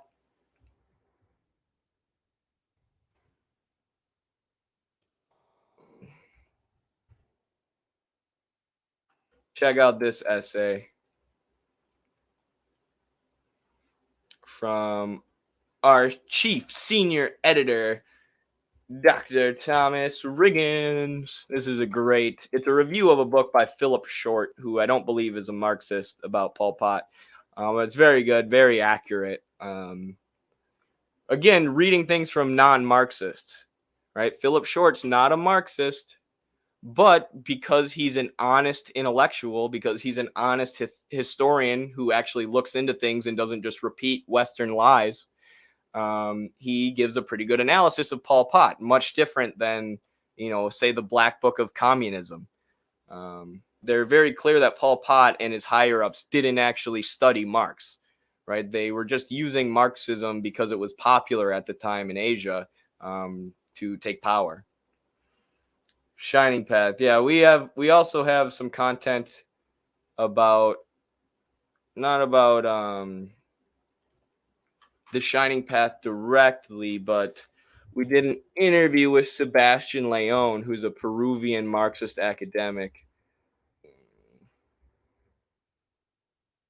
And he talked about the Shining Path and how the Shining Path, this Maoist group in Peru who have been labeled a terrorist group by the U.S., literally were a terrorist group, according to Sebastian.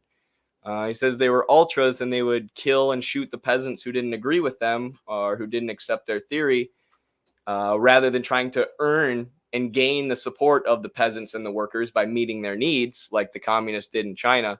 And it sullied the name of Marxism and socialism in Peru for years. To this day, people associate communism with the Shining Path, which has destroyed the reputation of communism in the region. Gonzaloids aren't Maoist in my view. Definitely not.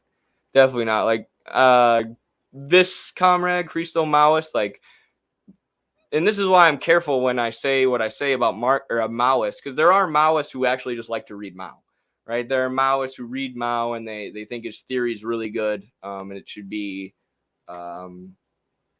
applied in modern day, right? And like I said, I don't think Mao would have agreed with the modern form of CIA Maoism. So there are people who call themselves Maoists who don't fall into that category of CIA Maoists.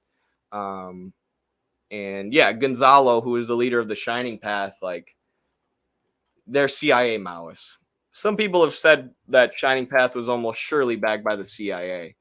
But here's our interview with Sebastian Leon, who talks about, this was when Pedro Castillo, who's actually kind of betrayed the working class in Peru. So I don't know if this interview aged very well. But his criticism of the Shining Path is in there, and it's still good. It's in there somewhere. Kind of freaky how much DM reminds me of the interrogation method of Kazan, and I don't know what that means. Sorry.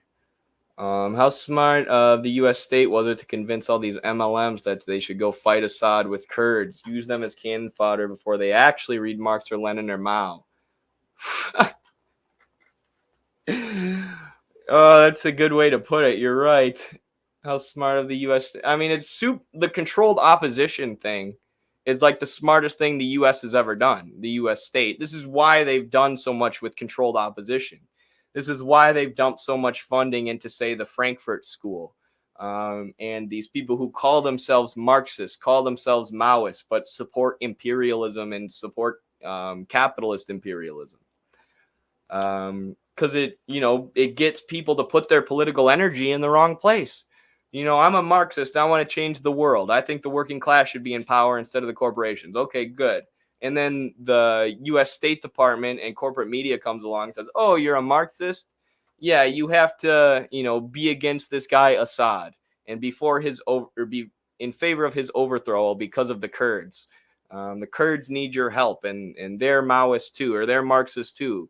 So you need to help them by helping us overthrow Assad and launching missiles at Syria and organizing and dumping a bunch of money and weapons into terrorist extremists.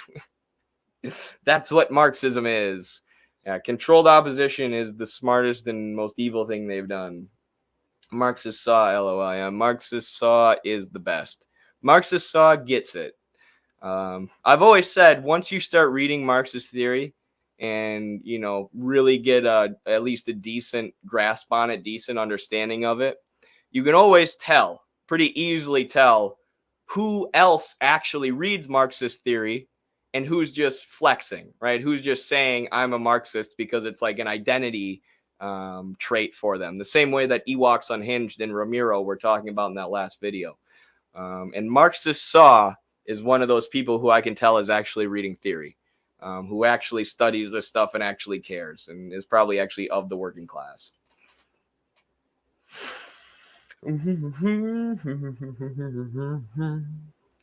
Okay, I'm going to play intermission video for y'all. It's the same video I played the other day, but this is a good match that I haven't played a lot of times before for intermissions. For those who don't know, I play myself wrestling when I have to go pee. So enjoy.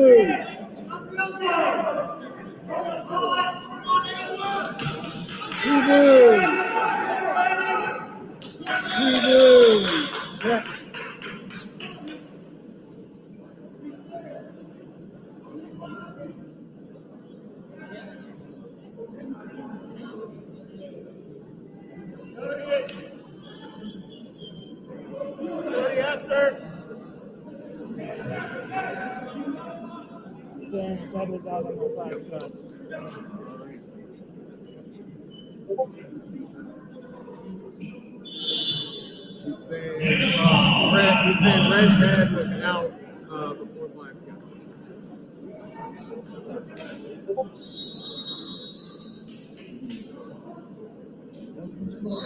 We scored 2 red, 2 red, red, 4-2 red.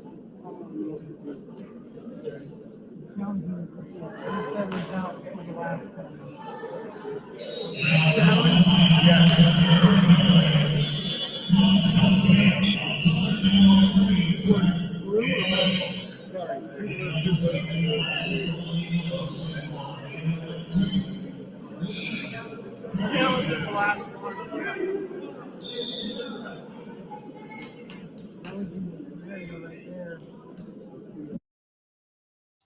Did I win? Just kidding. I know I won. Think I'd play a video where I lost? What even happened in this match? How did I get a point right away? I had a little commentary. I've seen there's some wrestlers like Spencer Lee, really famous wrestler for Iowa, who won nationals with 2 torn ACLs. He commentates his own wrestling matches on Twitch. That would be fun.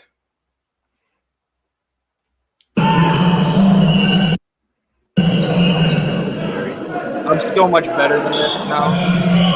I had no idea. Not no idea what I was doing in Greco at this time, the style that we're wrestling, but compared to what I know now, I knew nothing. Like, get your left hip in, dog. Why are you in a folk style stance? That was a terrible headlock attempt by him.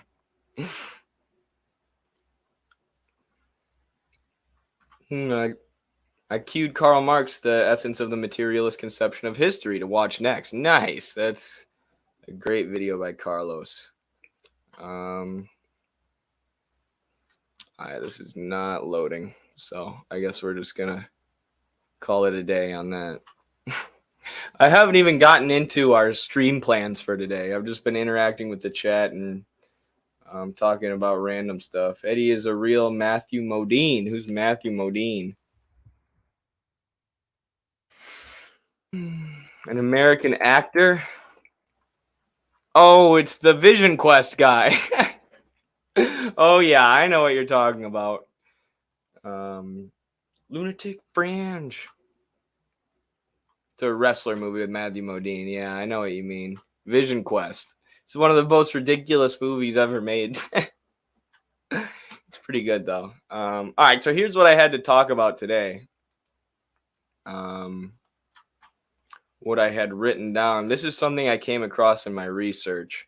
So not only did corporations purposefully create webs of influence in order to expand the market for opioids by prescribing them for things like pain or anxiety, even though they knew the risks and the addictive properties that opioids have. So not only did healthcare conglomerates and corporations do that, but research has shown that rehabilitation and treatment and recovery facilities for people struggling with addiction and opioid addiction are also profit-based. And not only are they profit-driven, not only are these corporations making money off of providing rehabilitation services, but they've lied about it and manipulated information in order to jack up prices, right? So they've been price gouging people struggling with opioid addiction. So these corporations behind our back are purposefully getting people addicted to opioids, making them a constant consumer, someone who always has to come back because they literally have a physical addiction. And then when they go to get non-addicted, when they go to rehab, the conglomerates are going behind our back to price gouge people there. It's like, how ridiculous is it, the people who say that we can't have socialism because it'll lead to a dictatorship? Right? Like, what is this? What is this? The people who run our society, the people who are most in charge of American public health, are purposefully collaborating and lying to the public in order to get people addicted to opioids so they can accumulate a bunch of money. Like, if that's not a dictatorship and controlling information, then I don't know what is. So here this article from NPR says, and I laugh just because it's so terrible, right? It's so like almost unbelievably evil that the corporations would go this far. But as the nation's addiction crisis deepened, Tamara Beetham, who studies health policy at Yale University, which is not, a socialistic place. A lot of military industrial complex think tank people come out of Yale, set out to answer a simple question. What happens when people try to get help? Her first step was to create a kind of undercover identity, a 26-year-old using heroin daily. Using this fictitious persona, her research team called more than 600 residential treatment centers all over the country.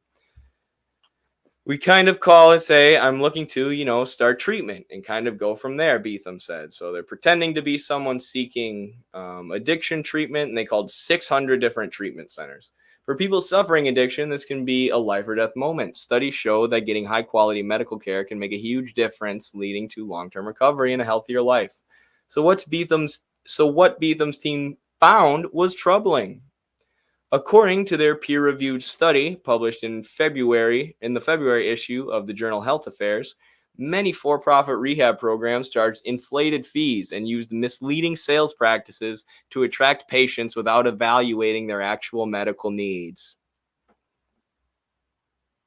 So what were we talking about earlier? The way that capitalism and the capitalist class have interests that are antagonistic to the working class, to the general public, is actually what we were talking about. They're they're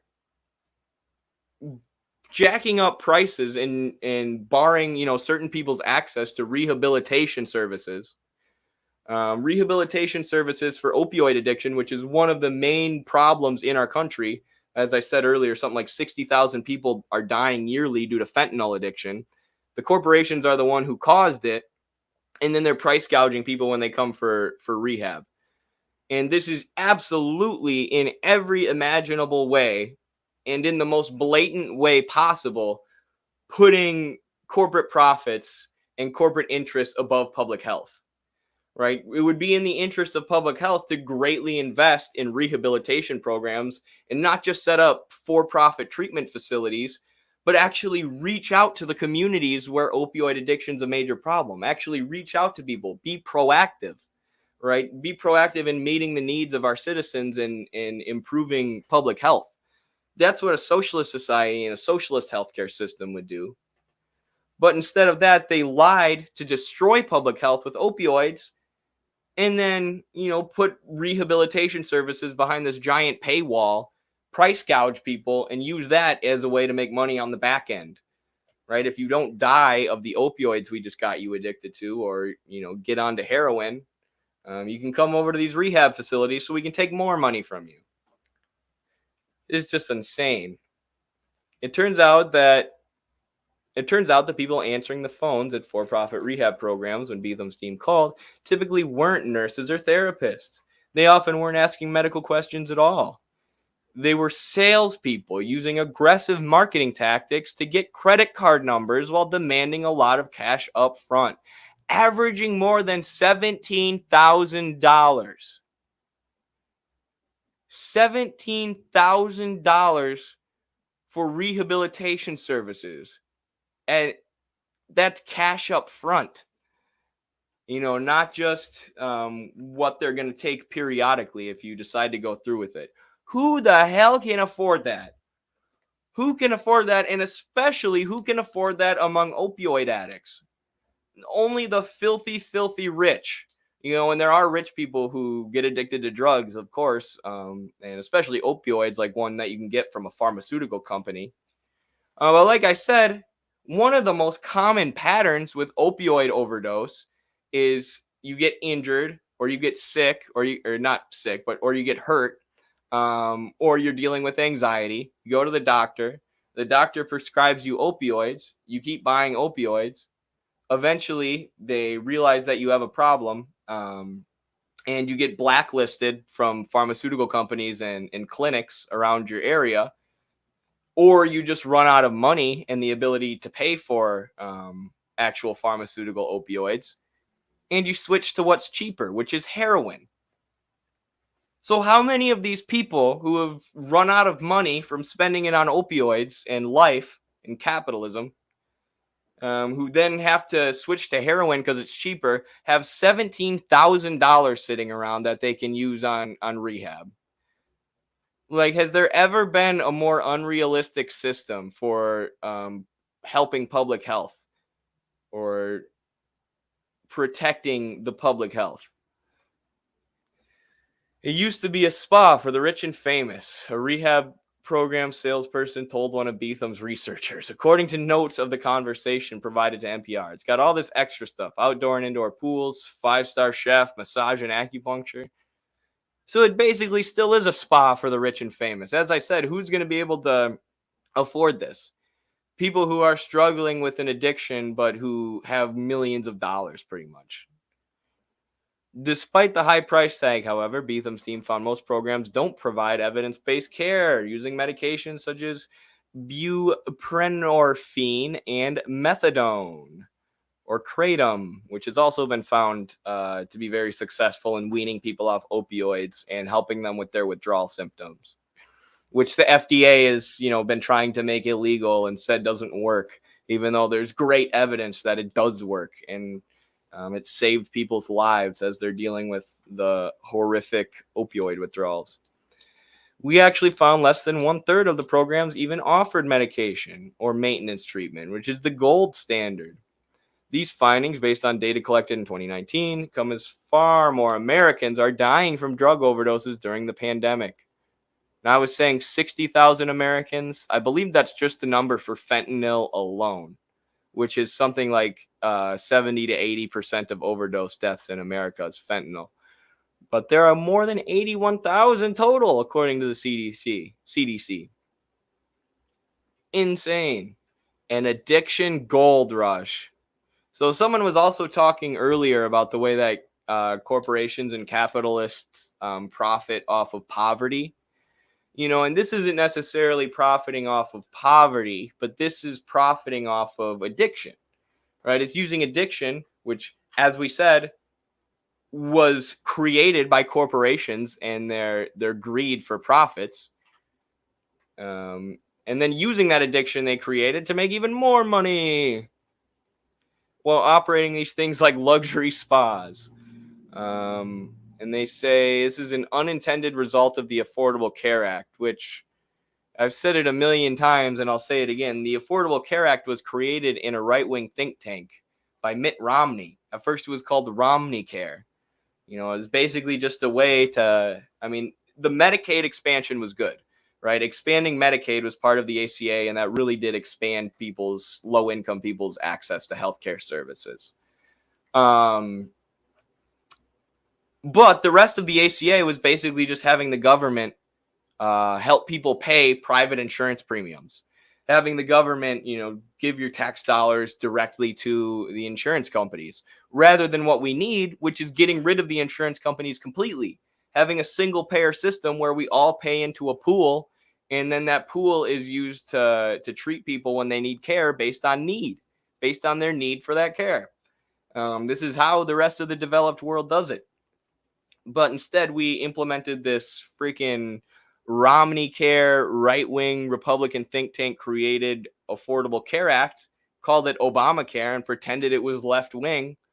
And it had all these intended or unintended, depending on who you are, side effects, like these rehabilitation facilities that are actually just luxury spas for the rich. Yeah, there are a lot of other effects of the Affordable Care Act that were negative for people, but I'll read this just a little bit more. A decade ago, the ACA mandated that private insurance programs cover people suffering from addiction. It was a widely praised reform that helped many patients find health care as the opioid epidemic exploded. So this is going to explain how the ACA had this unintended effect. Insurance programs, people suffering addiction. But it created an addiction gold rush. Exactly. Because you didn't get rid of the private insurance. Here's the problem, right? You can mandate private insurance, do whatever, or, have the government help people pay for private insurance. That's still private insurance. It's still a mafia-style middleman in between you and your healthcare that has nothing to do with healthcare services, with medicine, with actually providing healthcare to people. It is a middleman and nothing more. So you can't reform it. You have to get rid of it.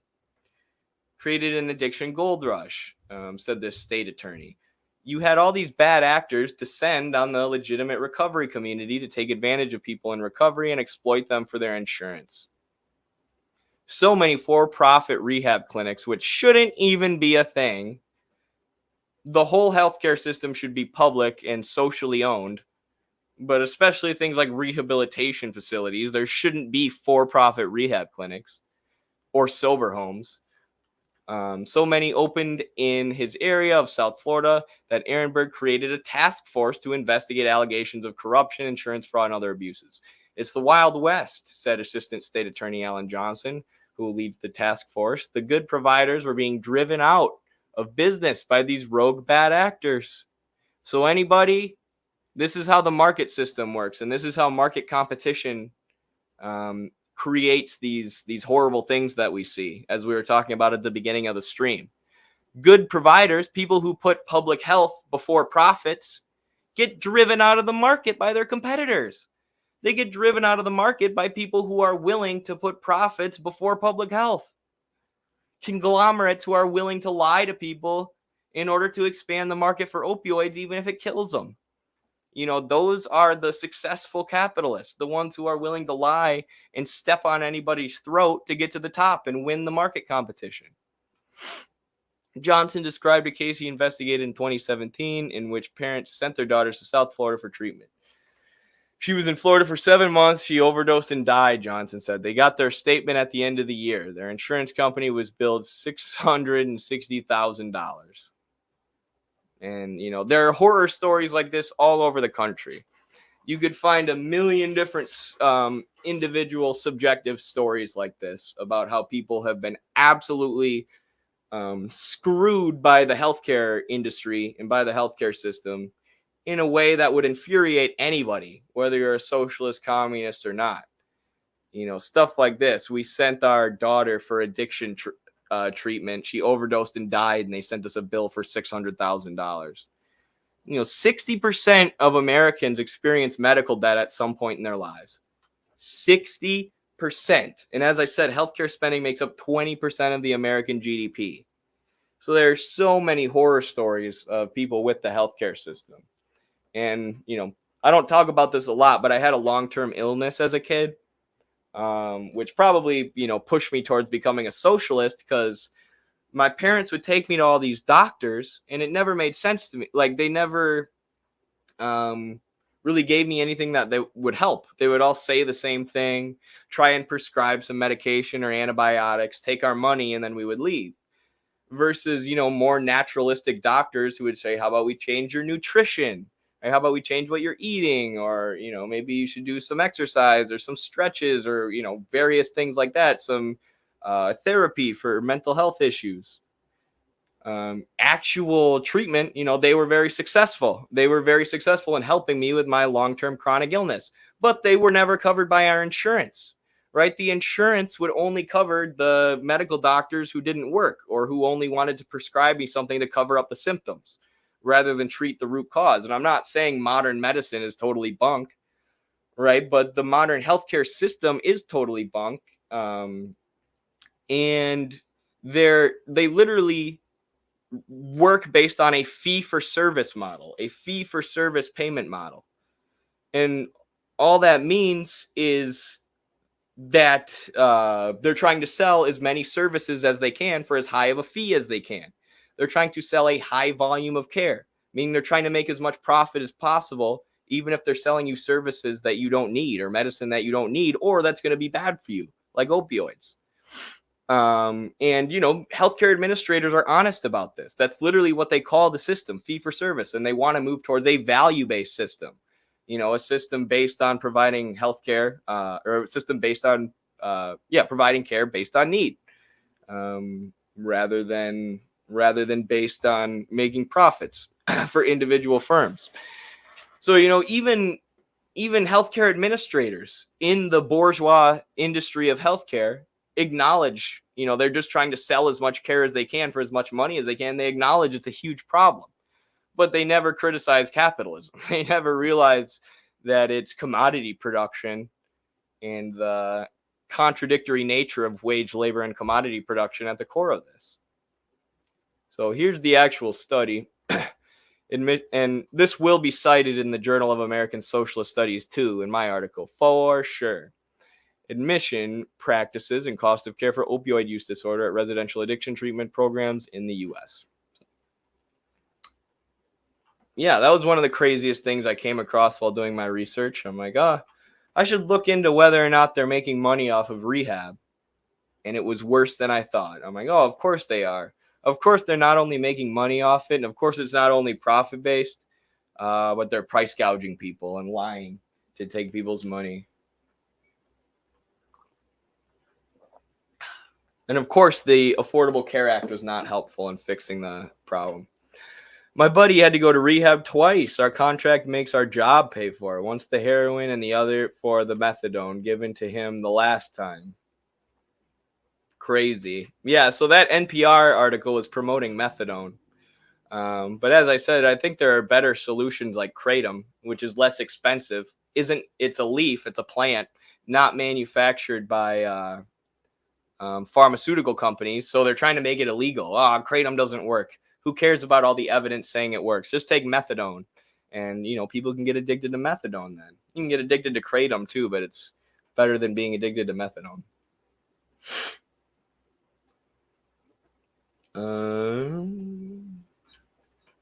Marxist saw. Libs can't understand why many workers won't trust their health experts.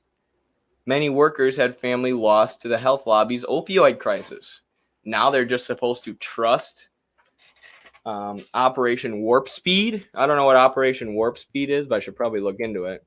But yeah, and I mean, that was the thing during COVID, right? Trust the health experts, trust the World Health Organization, and trust the pharmaceutical companies. That was the main thing they were saying. Trust Pfizer and Johnson & Johnson. It's like, and I was pro-vaccine. I have the vaccine. And pro, being proactive about stopping COVID. But you know how many times and how many things these pharmaceutical companies have lied about, and how many times it's led to people dying? And you think people are just going to trust them full stop and believe everything they say? People shouldn't trust them full stop. You should be highly, highly, highly, highly critical of everything they say. And even during COVID, we know the pharmaceutical companies were just trying to make money. We know they didn't actually care about public health. They were just trying to sell as many vaccines as possible, and that's why they wanted a mandate. And if you look at the World Health Organization, what they were doing during COVID, and the pharmaceutical companies, they were enforcing and the World Trade Organization, they were enforcing a vaccine apartheid, right? They weren't letting countries in the global south get the vaccine. Not only would they prevent them from trading for it, but they used intellectual property laws to make sure manufacturers in the global south weren't even allowed to make the vaccine. They said, this is our vaccine. We came up with it. You don't get it. Because they're trying to monopolize the market and make as much profit as possible. But it's like, this is a global pandemic. People are dying.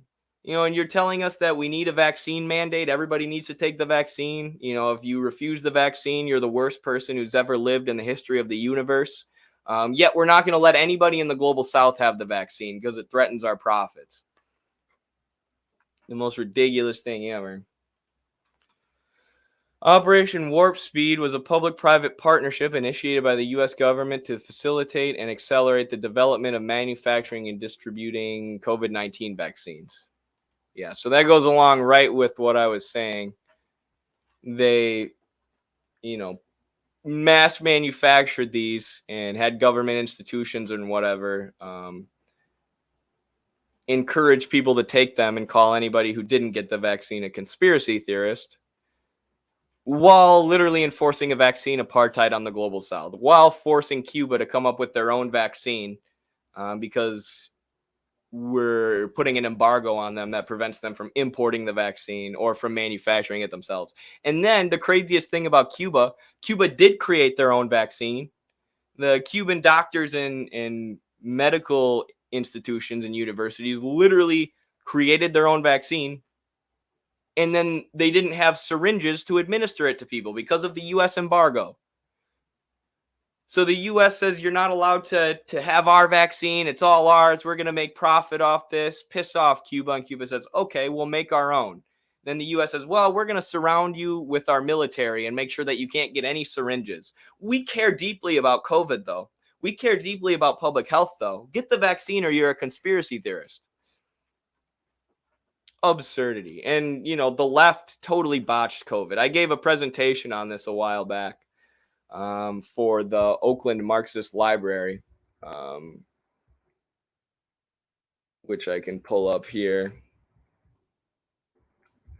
But just the left was just like, take the vaccine or you're a conspiracy theorist. They basically took the same line as Pfizer and the pharmaceutical companies. It's like, yeah, we can be pro-vaccine and recognize that the evidence shows more vaccinated people help stop the spread of COVID and helps more people stay alive.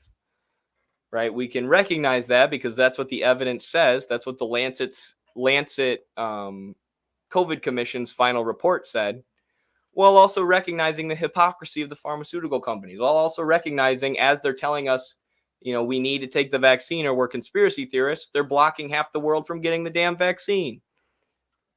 So yeah, the left totally botched that. They didn't understand, any of the actual legitimate working class grievances related to lockdowns and kids not being in school and vaccine mandates and things like this. And the left just basically went along with Big Pharma. And unless we learn to have a real dialectical materialist analysis on the left in this country and really analyze what these corporations are doing and what these pharmaceutical manufacturers want, and understand that they're not looking out for public health, as we've been talking about this entire stream, we're not going to be able to organize anything, right? We're not going to actually relate to real grievances that people have. So here's the presentation I gave for the the Oakland Marxist Library on I just posted it in the chat about sorry, I forgot, I lost my train of thought. That is the presentation I gave about COVID and how the left in the US botched the pandemic. Liberals don't care. They're all effed in the head from Russiagate. Yeah, they are.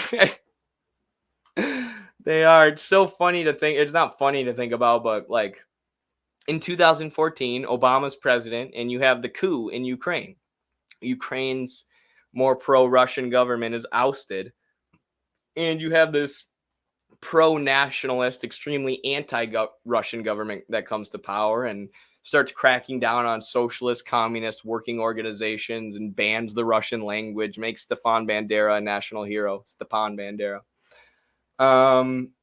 In 2014, then Hillary Clinton runs in 2016, gets upset by Trump. Hillary Clinton, who's in the same wing of the Democratic Party as Obama, who is literally in the Obama administration, who did the coup in Ukraine, gets upset by Trump, and then liberal media spends the next 4 years saying that Russia rigged the election. Vladimir Putin was in control of all our elections, and that's the only reason Hillary lost. It's not because Hillary didn't campaign in the Rust Belt or because she was an extremely unpopular, almost universally hated candidate who people recognized was corrupt and a war criminal, and signed these free trade deals like TPP and NAFTA that allowed people's jobs to get outsourced all across the Midwest, where she lost all the swing states. It wasn't because of that. It wasn't because Hillary sucked. It was because of Putin. Putin. Okay, so they spend 4 years of Trump screaming about Putin and how Putin rigged the elections. Then they get their guy, Joe Biden, in power, someone who's from that exact same wing of the Democratic Party, was in the Obama administration just like Hillary as the vice president. He comes to power, and immediately the proxy war with Russia continues. Immediately NATO starts training troops right on Russia's border. Immediately NATO starts saying, hey, we might add Ukraine to NATO. I know Russia said they're going to invade if we do that, but we might do it. We're training troops right on your border, hundreds of them, sending weapons there. And immediately this proxy war strategy continues. But it's aided by the 4 years of Russiagate hysteria, right? This anti-Russia sentiment that was built up for 4 years under Trump, trying to tell liberals or even left-wingers, if you're anti-Trump, you also have to be anti-Russia. You have to hate Russia. Just priming people, manufacturing consent among the public for the proxy war that was going to come 4 years later.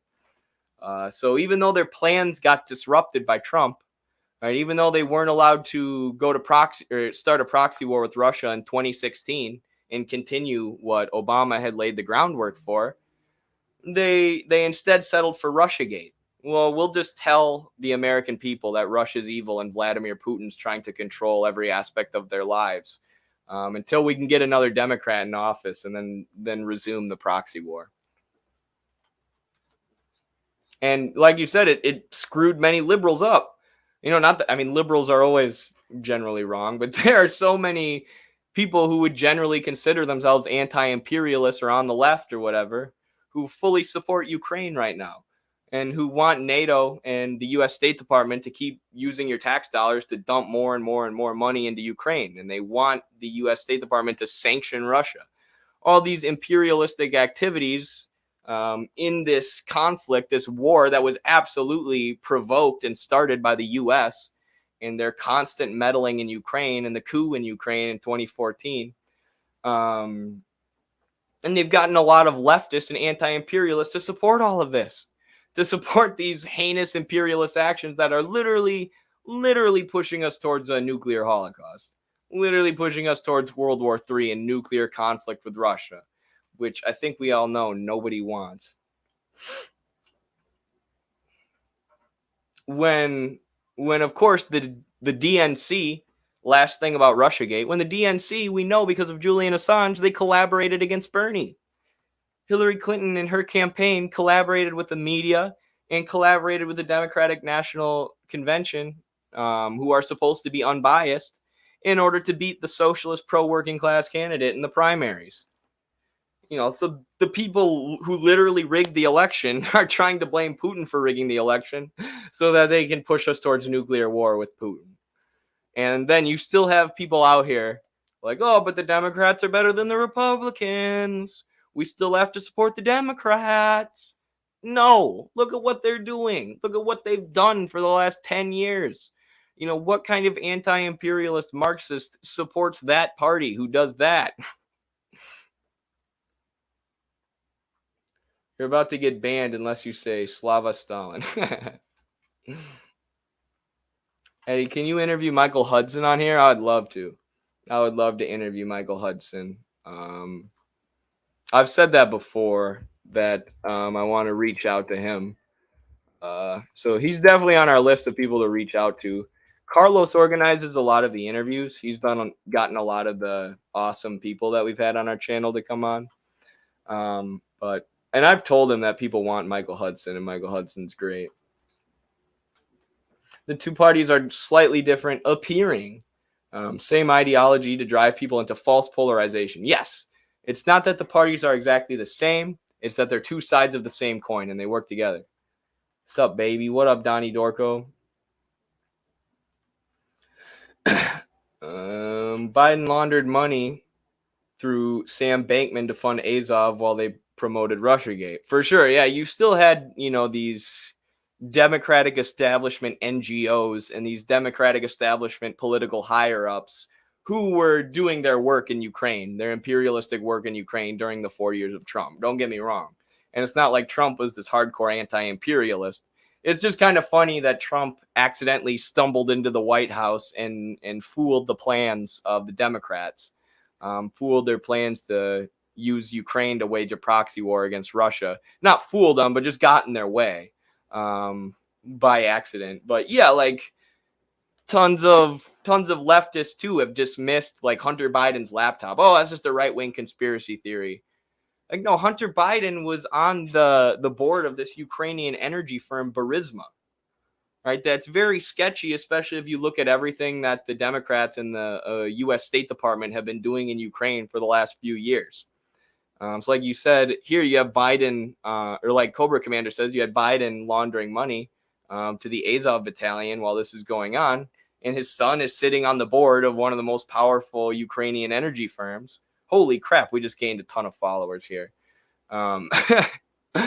But yeah, they were still doing this. Point being, they were still waging this proxy war against Russia. And Russiagate was just a product of that. Someone must have raided us. Thank you to whoever just raided us or whatever's going on right now. We have 113 followers now. We went up from like 35. So woo, welcome. If you're new here, we're live on Facebook, Twitch, and YouTube. Midwestern Marx on all of them. Love having followers on Twitch and YouTube. Yeah, I don't know.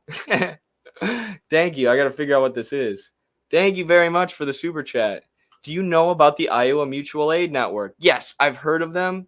I am not super well informed on what it is and not involved with it, though. So although I do run, not run, but I'm part of the local CPUSA chapter in my area in Iowa. So I am going to write that down so that I can get in touch with y'all, because that would obviously be very useful for our CPUSA group. Iowa Mutual Aid Network. And thank you so much for the support, for the $2 super chat. Really appreciate it. Involuntary. Got it. The alarm went off. I appreciate the liberal dunking, but I wanted to hear about local organizing for sure. Makes sense. Yeah, we were talking earlier about the rail strikes and what socialists and organizers can do to help and show solidarity. One of my buddies who got me into Marxism and socialism is on the rail union. He's active in it. And, you know, he thinks that socialists don't put nearly enough energy into understanding what the unions are doing, understanding how the unions are structured, doing union education so workers can understand how their own union's structured and how they can be militant within their own union, how they can use this apparatus to make their lives better, to fight for better wages, to fight for better benefits, to engage in class struggle. You know, there's very little education about this from socialists and leftists, when this should be one of the most important things to us. If you read CPUSA's manual from 1935, when the party was very big, strong, and powerful, which is one of my favorite things to recommend. But there's so much about getting connected to the organized working class in your area, right? Getting connected to the unions, getting union members into the party so that they can work together completely cohesively. Educating, like I said, educating workers on how their own union works, how they can be militant.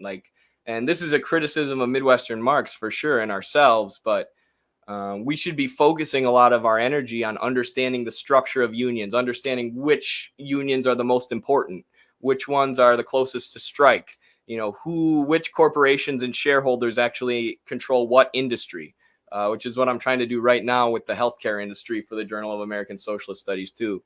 So the socialists of the world need to make a lot more efforts to connect ourselves to the organized working class. And this isn't to say unions are the end all be all, right? We still have to do ideological education, educate people about imperialism and Marxist theory, political theory. Otherwise, you'll just get union opportunism, right? You'll just get workers struggling for better wages and benefits, and that's it, without actually attacking capitalism at its foundations, actually attacking wage labor. But the organized working class that already exists wherever you're at locally should be very important to every Marxist, and we should all, you know, try and have a better understanding of that. And let me see here. The role and aim of the Communist Party, learn through struggle, convince through leadership. There's a bunch of stuff in here about connecting to the unions, who can be an ally of the unions, when should you ally with people versus when should you not. Here we go. Apply to unions. So getting the party in your area to actually be made up of the working class, getting union workers in your party, getting the party connected and having that working relationship with the unions. Something we're very, very, very, very far away from in the U.S. Obviously, we've undergone 40 years of neoliberalism, 40 years plus of neoliberalism and union busting, which makes it harder. But that's all the more reason to get into the unions, get into the productive industries or any unionized industries, and encourage class struggle, education. Yeah, all that good stuff. So CPUSA's manual from 1935 is great. Great. I'll throw her in the chat for y'all. So I think we got rated by Rob Rousseau. So huge shout out to Rob. Great content creator. I got a really cool Twitter account that I follow. He's rated us a handful of times. So he must be down with the tankies. I think he'd be considered a tanky too. But thank you so much, Rob. Appreciate your constant support. If I could figure out how to raid other people, I would raid you sometime. But I've yet to figure it out. I don't know if I can do it with StreamYard. Clint, thank you very much for the $5 super chat, Clint. Really, really appreciate your support. You are the reason I have a camera and a computer and a microphone here. And you are the reason that we publish so many books. So that's what we do with the money y'all give us to support us. Please play us a song on the acoustic before you sign off. All right, you bet. You bet. Second that song request. All right, I got y'all. I definitely will. I didn't know people enjoyed the guitar, but I will play the fingerstyle song I've been working on. Thank you so much for the support, Clint, and thanks for the request as well. I'll do that just for you. Not just for you, for everyone, but especially for you. Tenants unions too. Yeah, any kind of union. I would consider tenants unions like getting connected with the actual like productive industry unions, like steel unions, rail unions, stuff like that. That's class struggle, like engaging in class struggle and class organizing, working class organizing, or I guess the best way to put it would be workplace organizing. Organizing a tenants union or getting connected to the tenants union and active with the tenants union, I would consider that community organizing. Also extremely, extremely important and a good use of your time and energy and resources. So, you know, it's combining those things. And this is kind of what the CPUSA manual of 1935 lays out. Community organizing and workplace organizing. Workplace organizing is the most important, directly engaging with class struggle. And then community organizing, which all comes with ideological and theoretical education, as well as education on, you know, the modern capitalist system. And if you're doing workplace organizing, education on like that specific workplace, you know, which corporations are in charge, which shareholders are making money off of the workers, their labor that they put in daily. How is the union structured? Who are the administrators and bureaucrats within the union? Are they actually for the working class? Are they members of the working class? Are they not? How can people get more involved with their unions and be more militant? All this is part of that workplace organizing and education. It connects. Sorry. I stumbled over my words though. You're there. Bella Ciao, please. I wish I could play Bella Ciao. That'd be awesome. Bella Ciao, ciao, ciao. Dun, dun, dun, dun.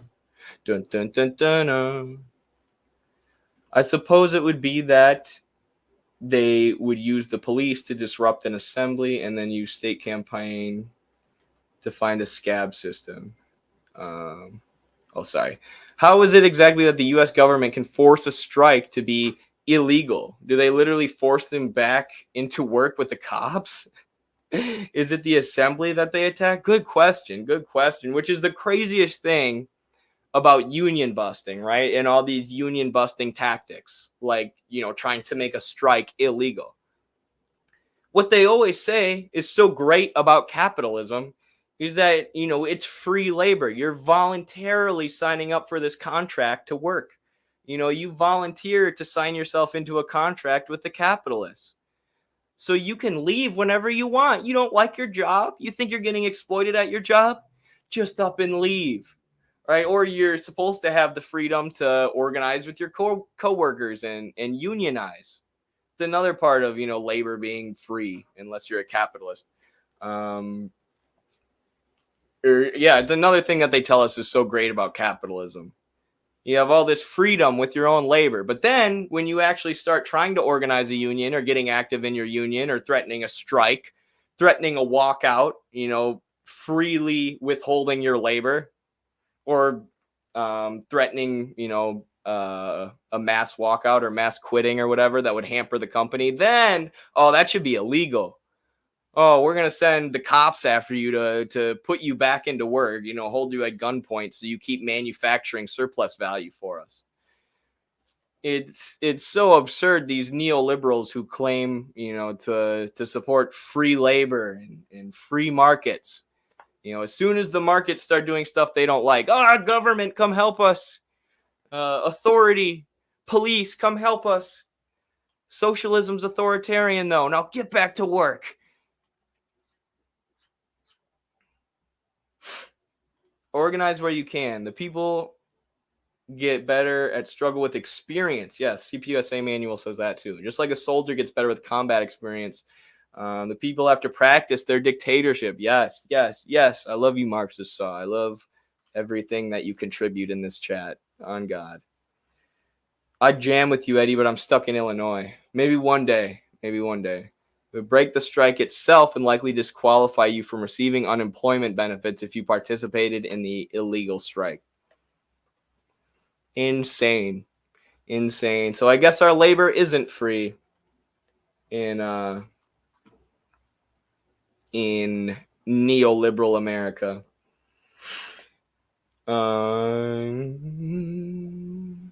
ANCAPs want to become the next generation of the capitalist class. They're speed running capitalism. It's funny.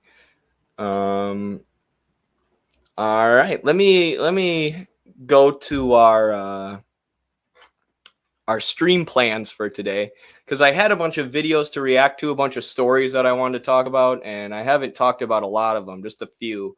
I've mostly just been interacting with the chat and rambling about whatever. But y'all can tell me what you'd like me to react to or talk about. We have an infographics video, that cartoon history YouTube channel that's always pro-NATO and pro-imperialism and anti-socialism. They have a video called What Happens If Ukraine Joins NATO? We also have Russia escalating their attacks on Ukraine, starting to attack Ukrainian industry and Ukraine's productive capacity. Just an update on Russia-Ukraine pretty much.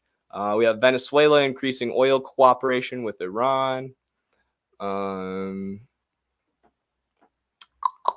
We have Revolutionary Blackout Network criticizing Sam Cedar. And that's it. That's all I have. So what do y'all want to see? I'll take requests from the people right now. We love you too, Eddie. Oh, y'all are a collective. Gotcha. We love you too. Thank you for giving us such a theoretically advanced live stream interaction to have a chat with. Well, thank you. Thank you for being in the chat, and thank you for knowing your stuff. And I'm glad you enjoy this stream. I really am. You know, hopefully there will be, you know, with time, more and more and more people will have the same sort of theoretical basis in education that you have. And that's why we do these streams. You know, we don't do these. I literally don't do these streams for money, although it's nice. I mean, that is an incentive, I won't lie. But it's because I want to interact with the audience and help y'all educate yourselves theoretically, which helps me educate myself theoretically, so we can learn and grow and organize together. Yeah, we're all just commie bots. Yeah, me too. Mexico 2, Saudi Arabia 0, Argentina 2, Poland 0. Ooh, World Cup updates. Thank you. I'm a Russian bot. Yeah, me too. Lib streams feel more and more like age play. What the age play? I just can't stand like liberal content creators or even social democratic content creators. Age play is a form of role.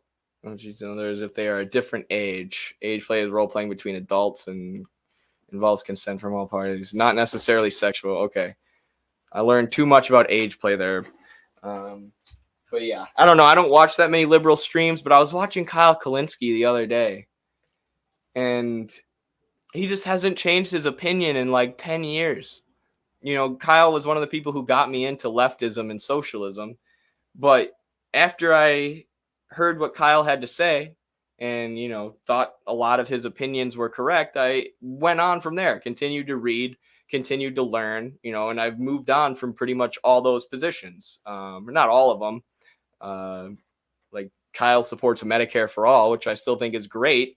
but it's not nearly enough, right? Medicare for all just gets rid of the insurance companies. It doesn't get rid of the for-profit pharmaceutical companies or the for-profit providers or the non-profit providers who are actually secretly giving shareholders and corporations a bunch of profit.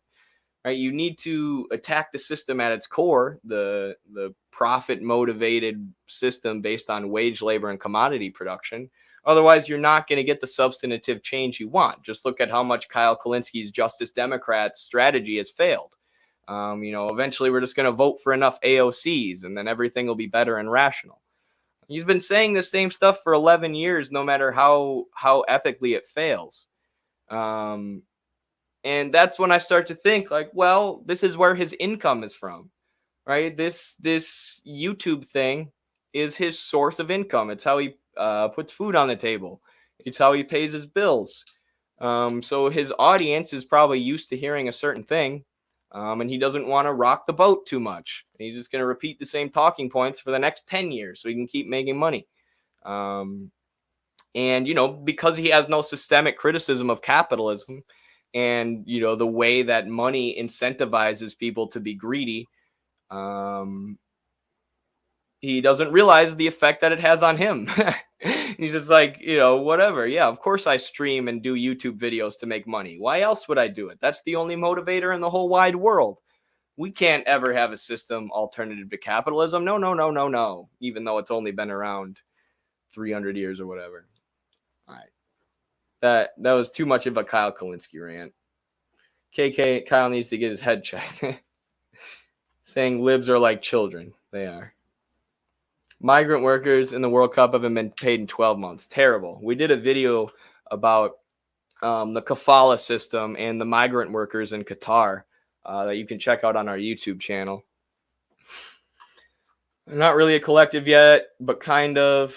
My channel is mostly me. 350 Marxist readings on my channel. Very cool. Well, thank you for doing that, Marxist Saw. I hope you get more Marxists in Arkansas who help you out with the great work that you're doing.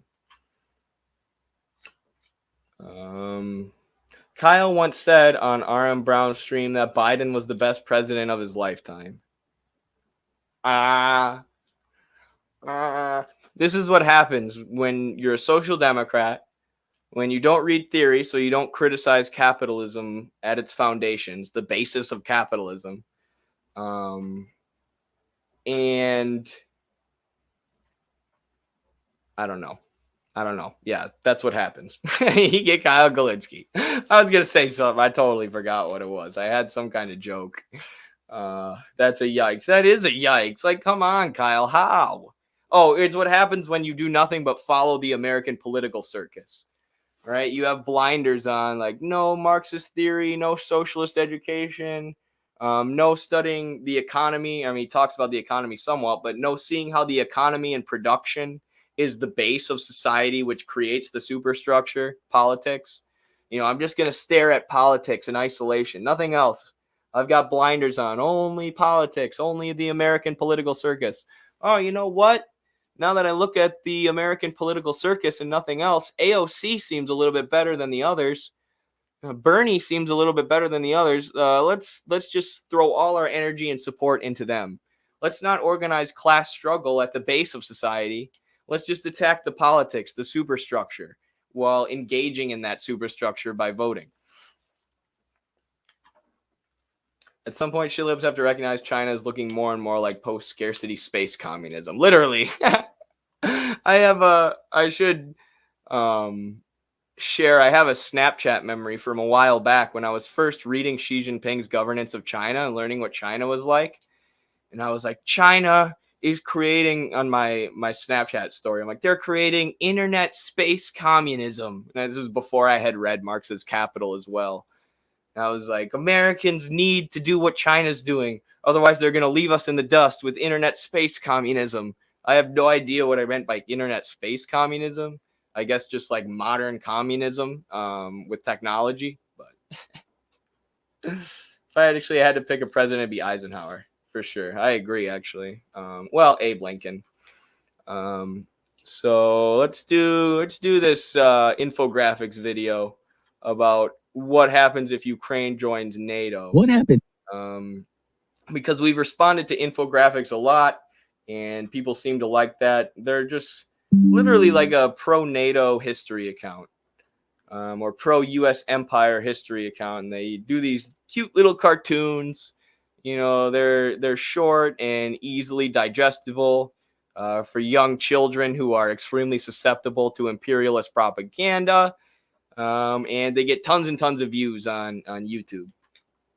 It's next if Ukraine joins NATO. There's plenty of talk about Ukraine joining NATO, but while that's extremely unlikely at the moment, what if the nation joined the alliance in the midst of its war against Russia? Article 5 states that an attack on one nation is an attack on all, and it stands as the ironclad glue that keeps the alliance and its legitimacy together. That's why it's unlikely Ukraine would join NATO, but if it did, it means that Russia risks immediately expanding the war to include NATO. This almost certainly would lead to the use of nuclear weapons by Russia because its military is simply completely outclassed by NATO's superior forces. To date, the alliance's aid to Ukraine means Russia has been basically pinky wrestling with NATO, and despite using the bulk of its military, it is still losing. Facing the full might of the multinational alliance would leave Russia with only nuclear weapons to prevent complete defeat in Ukraine. Normally, this would only be acceptable to Russian military leaders in defense of Russia itself, but with Putin's annexations of Ukraine's eastern provinces, he has an excuse to use nukes if NATO interferes. What happens next if Ukraine joins? So that was actually a pretty honest video. I feel like they're coming out on NATO's behalf and being like, okay, y'all, this is why we can't add Ukraine to NATO.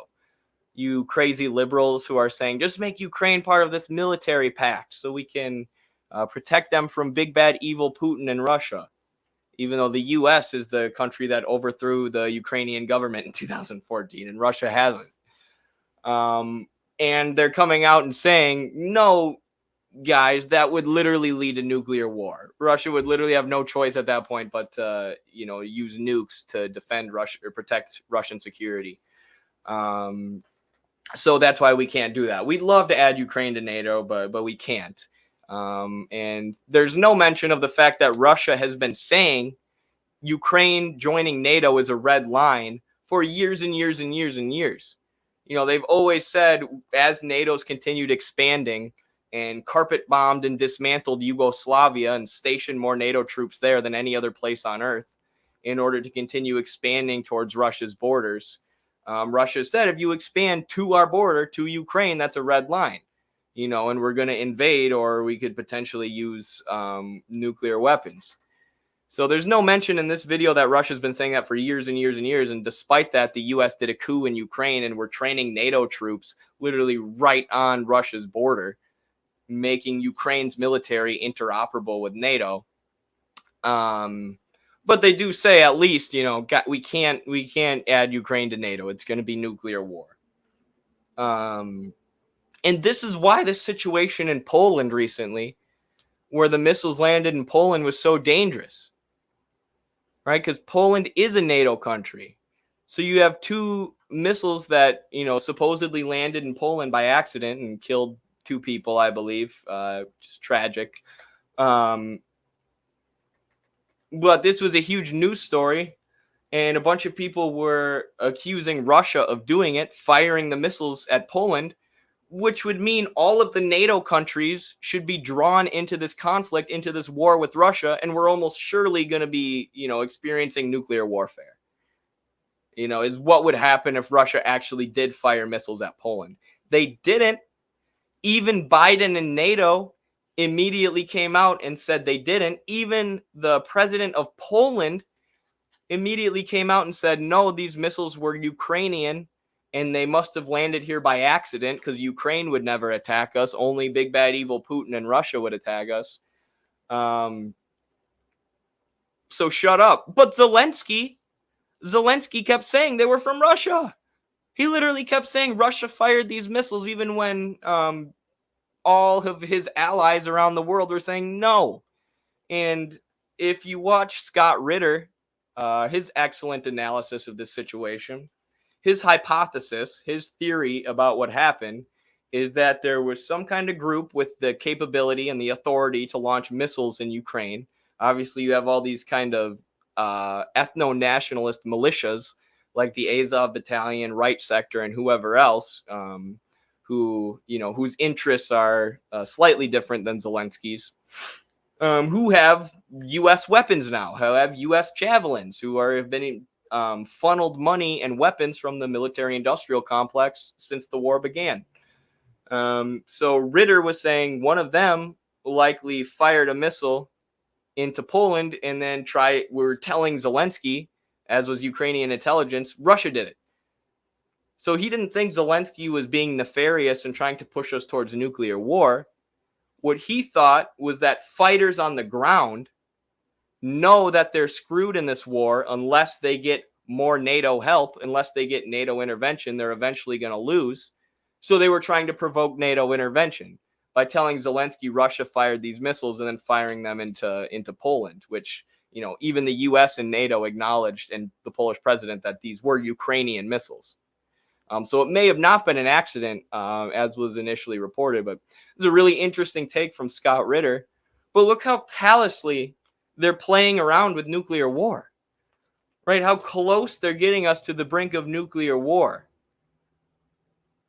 Literally lying and saying that Russia fired missiles at a NATO country when they didn't, which would push us to war. And then Zelensky kept saying it. He kept saying it in the media. No, it was Russia. No, it was Russia. No, it was Russia. To the point where, as I read in an article a while back, there was literally NATO higher-ups connected to Ukraine saying we're losing faith in Zelensky, right? Zelensky needs to stop saying this. Nuts. The whole situation has just gotten so nuts, even more crazy with time. So yeah, interesting video from Infographics there, though. Not one of their worst videos, that's for sure.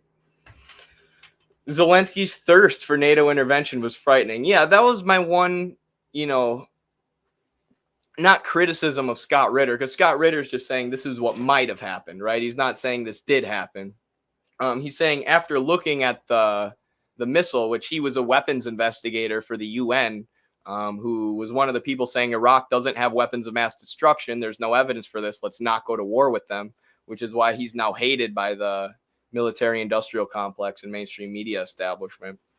But the one thing that I thought when I was listening to Ritter's analysis was maybe Zelensky does want NATO intervention, right? Maybe Zelensky's not. He was saying Zelensky's being lied to by Ukrainian intelligence and by whatever militias launched the missile.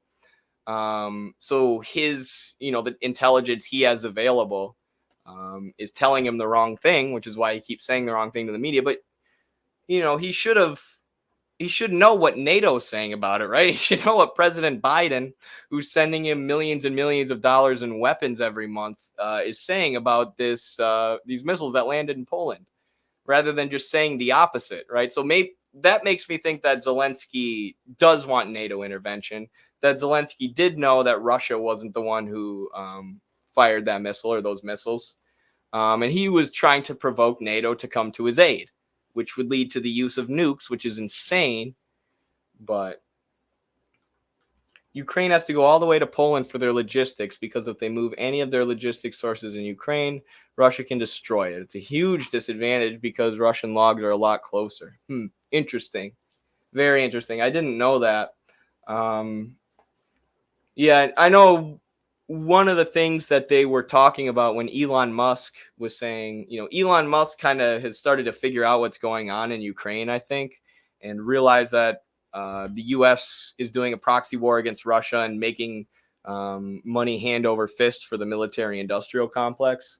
At some point, he figured it out, and he said, find a peace deal or I'm going to remove Starlink, which was this infrastructure that allowed Ukrainian soldiers to have like Wi-Fi on the battlefield, basically portable Wi-Fi. So it was huge, huge, huge for communication. And he threatened to take that away, which would have, obviously hampered their communication, hampered them logistically, and probably led them to getting destroyed. I don't know if Elon actually did withdraw Starlink. Oh, no, I remember what happened. He wasn't actually trying to withdraw it. He was trying to get the U.S. State Department to pay for it, because he was saying, hey, this is necessary to the Ukrainian war effort. Rather than me just giving it to them, why doesn't the government give me American tax dollars for it? Oh, Elon, hero of the people, according to 15-year-old ANCAPs.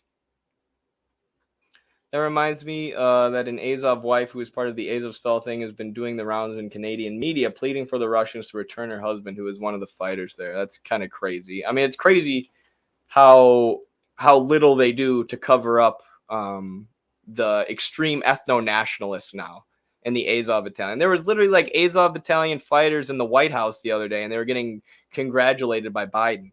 Like, they just don't care anymore. The media doesn't. 2 years ago, they were publishing articles like, or probably more than 2 years ago, like 5-6 years ago, they were saying Ukraine has a huge Nazi problem. They have a huge problem with extreme nationalism. And then once the U.S. started giving money and weapons to those nationalists, they kicked all the right wingers out. Don't worry. They literally have articles saying there used to be ethno-nationalists within the Azov battalion, but they kicked them all out once the war with Russia started. Like, I'm sure the explicitly neo-Nazi militia kicked out all the neo-Nazis. And there's been so many videos lately, too, of atrocity propaganda being filmed. There was a video the other day that I retweeted. I'm probably going to get freaking banned for showing this. But hopefully not. I'll show y'all what I mean. Video coming out of Ukraine, and there have been a lot like it of atrocity propaganda being filmed.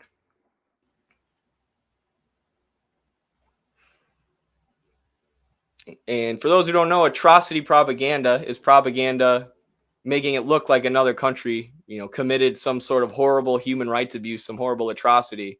So therefore, the U.S. and the finance capitalists and all their allies need to invade this country, do regime change. The best example probably ever was the Naira testimonies, where a daughter of the Kuwaiti ambassador got on live television and said that Iraqi soldiers had been taking babies out of their incubators in hospitals and leaving them on the floor to die. So therefore, we need to do the Gulf War. Turned out it was completely fabricated, completely untrue. As I said, the girl doing the testimony, Naira, was the daughter of the Kuwaiti ambassador, loyal to the U.S. But people believed it, and it was used to justify the Gulf War. The U.S. bombed Iraq's infrastructure to a pre-industrial state. They basically bombed them to the Stone Ages. Not quite, but pretty much, because then for the next 12, 13 years until the U.S. would invade and occupy Iraq in the Iraq War, they put sanctions on Iraq that didn't allow them, obviously, prevented them from trading. I think everybody watching the stream knows how sanctions work. It's just modern siege tactics, preventing a country from trading with anyone else to starve their people out. But the U.S. put sanctions on them that got 500,000 children killed. 500,000 children. And then Madeleine Albright, when asked about that on 60 Minutes, said, yeah, it was worth it. So atrocity propaganda, talking about human rights abuses going on somewhere in order to justify the most horrific human rights abuses imaginable. Let's see if I can find this.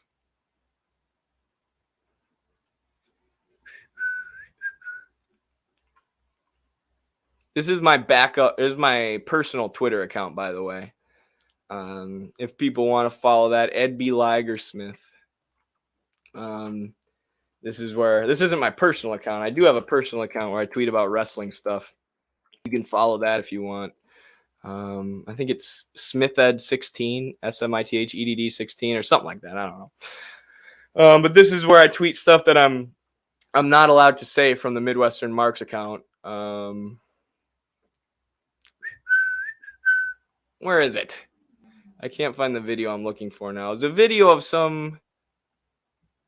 It had to be after this. It was a video of a Ukrainian soldier who was holding his face and screaming as if he got attacked by chemical gas. But then there's a cameraman right in front of him filming him, right? Just filming it. So the caption of the tweet was, Ukrainian soldier affected by Putin's chemical gas attack, but thankfully the cameraman filming him was immune. So obviously, if the soldier is actually being attacked by chemical gas, the cameraman himself would have also been suffering the effects of being attacked by chemical gas. But the cameraman was just sitting there filming him, filming that atrocity propaganda, making Americans think that it's the right thing, it's the compassionate thing to have the military-industrial complex keep funneling weapons into Ukraine and making profit off it. Oh, communism is trending. Nice. Maybe if I just search Putin, chemical gas, cameraman, immune.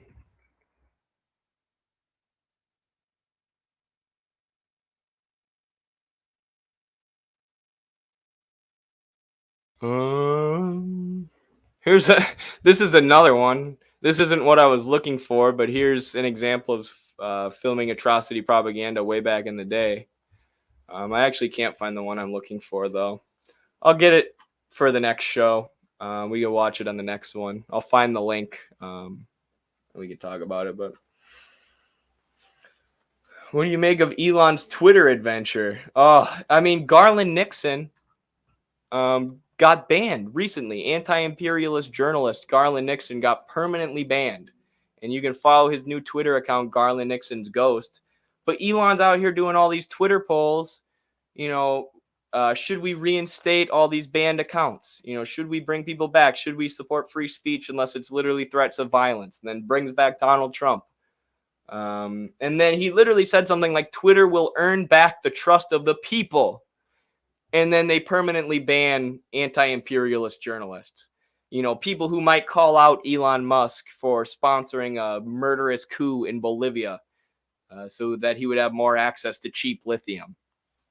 You know, if you call out Elon about his greed and imperialism and exploitation, you're banned off Twitter. He's the hero of free speech, though, right? Just don't attack him.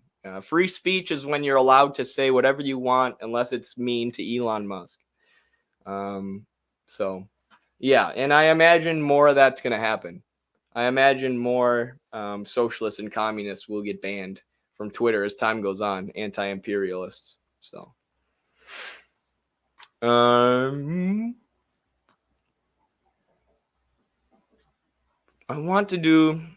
I have to head out soon because I have practice at 4, and I'm going to have to drive about 25 minutes to get there. But I want to cover this real quick. So Russia has recently, there have been all these videos of Russian missile strikes hitting Ukraine, and these aren't atrocity propaganda for the most part. You know, a lot of these are real. Take everything that the Western media says with a grain of salt, of course. But for the most part, Russia finally started attacking Ukraine's like productive industry. Right? They've started attacking and bombing Ukraine's source of energy and their productive capacity, their infrastructure, which previously they had been avoiding. So now that's not good for Ukraine. That's not good for anyone. You know, it's leading to much more destruction, violence, and death. But you know, Russians are getting, as Scott Ritter said in his recent analysis of this, Russians are getting sick of fighting this war, right? They're getting sick of being in Ukraine and watching their friends die.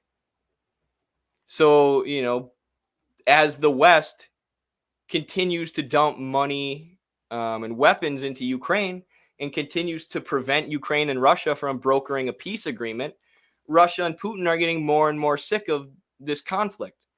Right, so you see the escalation of, okay, now we're going to start knocking out your power. Right, now we're going to start missile striking your infrastructure to try and bring this war to an end, to try and achieve victory here, if you're not going to broker a peace agreement. And of course, Western media completely portrays this as Russia being evil and Russia being the aggressors and Russia just destroying Ukraine's infrastructure because they can.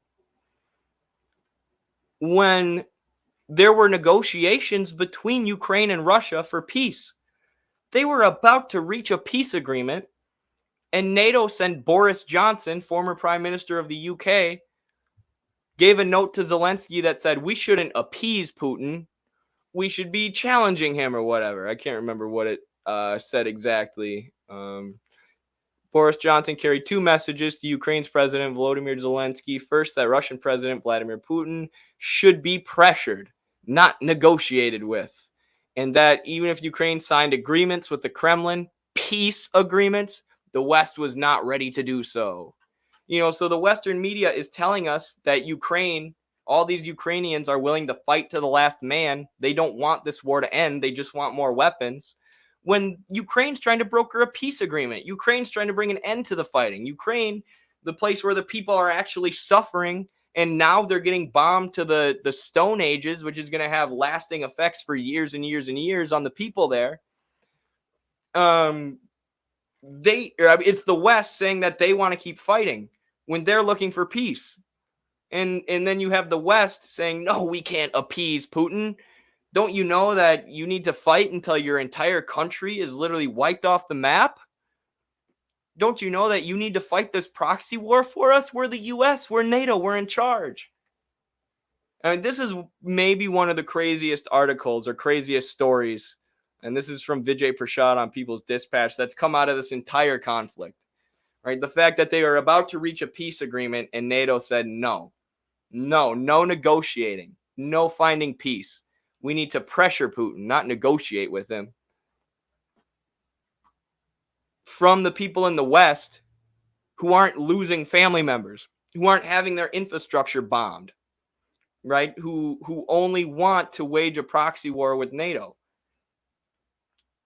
And as another article from Vijay Prashad that I brought up many times, published on Consortium News and elsewhere, NATO has stated that their main goal going forward is to destroy Russia and China, right? They literally held a summit where they said that our main goal moving forward in the future is to destroy Russia and China. These are our main enemies, and this is our main goal, to hamper their economies, to hamper their political development, to hamper all of it so that the U.S. can maintain total hegemonic world dominance. Preponderant power is the word that the U.S. State Department and CIA use to explain their own hegemony. So NATO and the U.S. are openly stating that they want to destroy Russia and that they're basically waging a proxy war against Russia. But then the media is saying, no, it's Ukraine who wants to fight down to the last Ukrainian. Right? It's definitely not the U.S. preventing any peace agreement from being made so that they can, use Ukrainians as a proxy to attack Russia. No, it's all Ukraine. They just want to fight till their whole country's destroyed, which is ridiculous. And Western media didn't report at all on the story about Boris Johnson breaking up that peace agreement, which should be one of the main stories that's come out of this entire freaking conflict. Yeah, and it's just so ridiculous that, the U.S. State Department and NATO are always going to be hypocritical, right? The imperialists have to lie and have to project onto others in order to justify the heinous shit that they do. But you have these liberals and people who consider themselves leftists, like freaking Vaush, with Ukraine flags in their bio. I support Ukraine because I support this war and I support NATO and the US dumping a bunch of money and weapons into Ukraine. It's Ukrainians are dying. Ukrainians are losing their family members. Ukrainians are being induced with PTSD. Ukrainians are having their energy bombed. They're having their infrastructure destroyed because Boris Johnson, NATO, and the West wouldn't let them sign a peace agreement to bring an end to this ridiculous, heinous bloodshed. So you think you support the people of Ukraine by supporting this? You're supporting the people of Ukraine having their homes destroyed. You're supporting the people of Ukraine being bombed to the Dark Ages. You don't support Ukraine by supporting this proxy war. You think NATO and the U.S. State Department freaking care about Ukraine? You think they care about the Ukrainian people? They openly stated their whole goal is to destroy Russia and China. They've said it themselves. And now they're willing to use as many Ukrainians and as many Ukrainian resources as they need to try and weaken Russia and to try and fight a war against Russia, even if it brings us towards literally to the very, very brink of nuclear war. Like, if you support this proxy war, you don't support Ukrainians, you support the killing of Ukrainians. That is what you support, Vaush.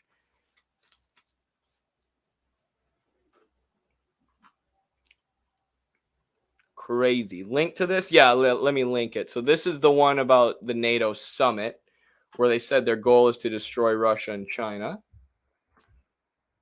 The Wall Street Journal article is called Russian Missile Strike Knocks Out Power in Ukrainian Cities.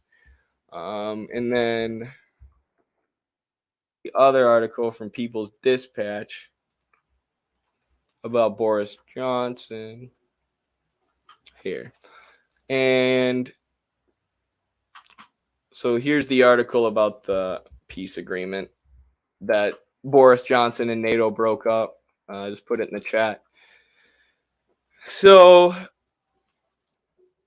I had written down to talk about to say too, this is why it's so hard for anybody to challenge the US, right? To challenge US hegemony. Like some people in China, like regular people in China, not government officials and stuff, or some members of the Communist Party for sure, but Communist Party's like 100 million members. There's a lot of regular people in the Communist Party. Okay, I'm rambling, but a lot of regular people in China were really mad that China didn't take a hard stance against Nancy Pelosi's visit to Taiwan, that they didn't like literally, do military action against Pelosi, because they've constantly said, similar to Russia saying Ukraine joining NATO is a red line, China has said Taiwan is a red line. U.S. senators or U.S. politicians shouldn't come visit Taiwan and encourage separatism, because Taiwan is part of China. It's been part of China for hundreds of years.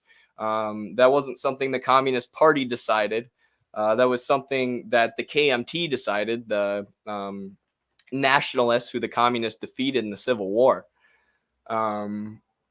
They've constantly said if the U.S. comes and encourages separatism, encourages them to break off from China, that's a red line. But they didn't do anything when Pelosi came and visited and crossed that red line because they didn't want to push us towards nuclear war. And there were people who were mad at the Chinese government for that, furious at the Chinese government for doing that.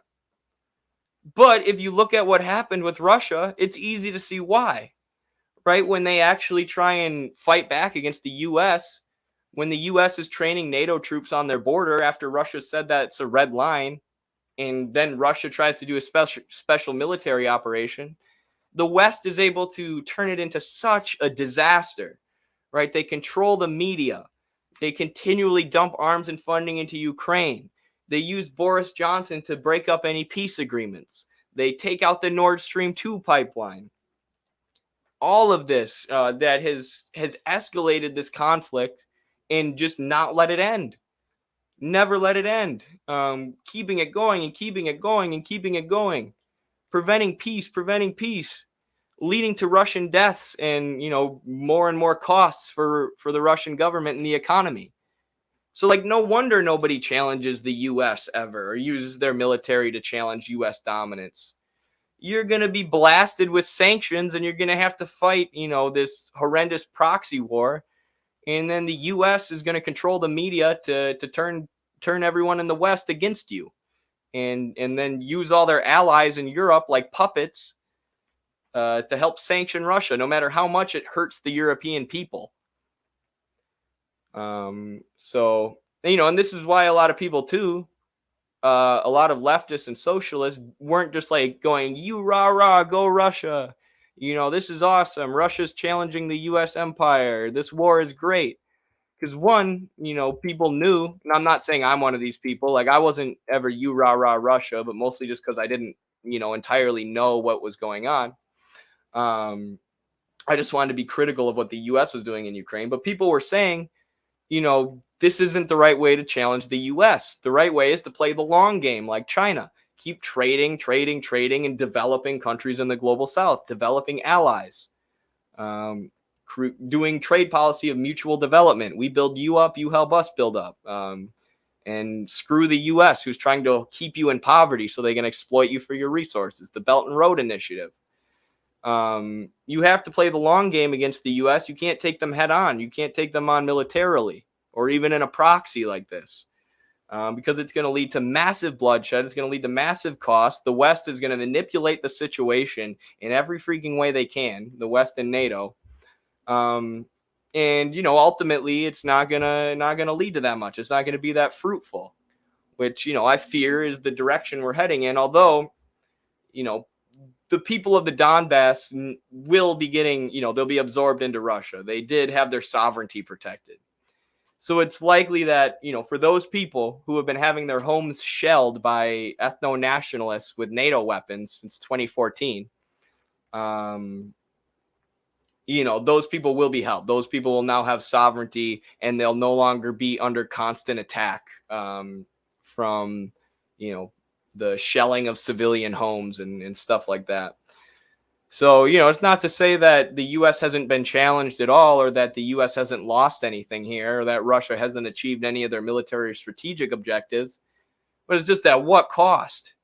You know, and is this ultimately the best geopolitical strategy or the best way to take on the U.S.? And, you know, I think probably no.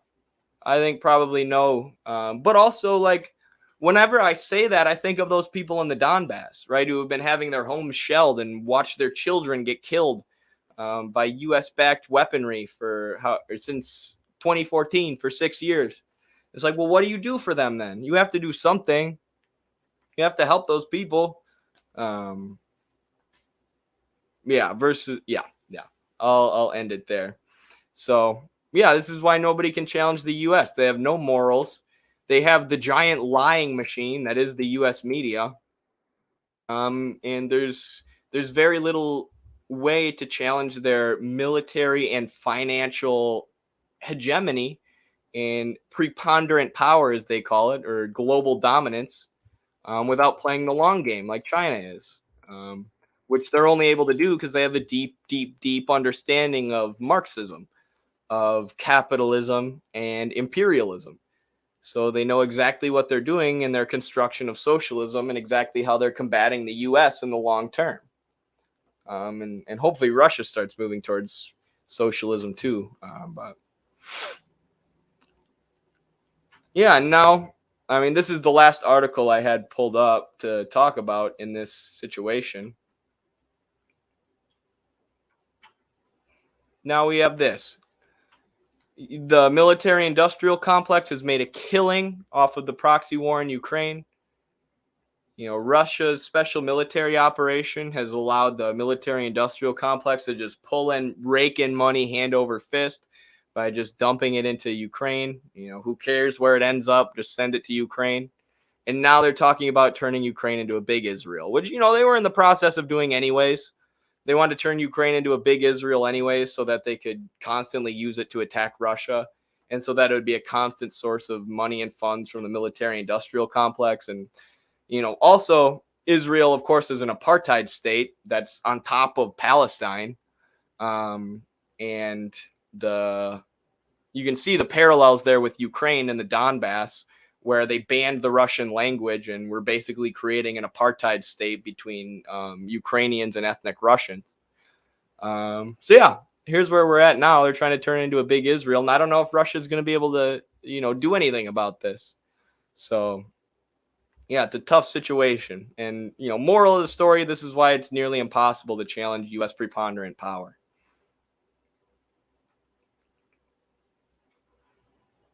All right, y'all. I hope you enjoyed the stream. I rambled for longer than I wanted to, or longer than I'm supposed to. I need to go to practice now and kick some college kids' butts. Thank you very much for your support. Thank you to everybody who sent super chats. Thank you to everyone who's a Patreon supporter, patreon.com/MidwesternMarx. Subscribe, like, comment, follow, share with your moms and dads and friends and family and aunts, uncles. Go to the local nursing home. Put Midwestern Marx on the TVs, all of them. What are they going to do? They're old. They can't stop you. All right. Thanks, everyone. Peace. Wait, the song. Oh, you're right. Shoot. All right, I have to. I have to because I promised. That's all right. I can be a little late to practice.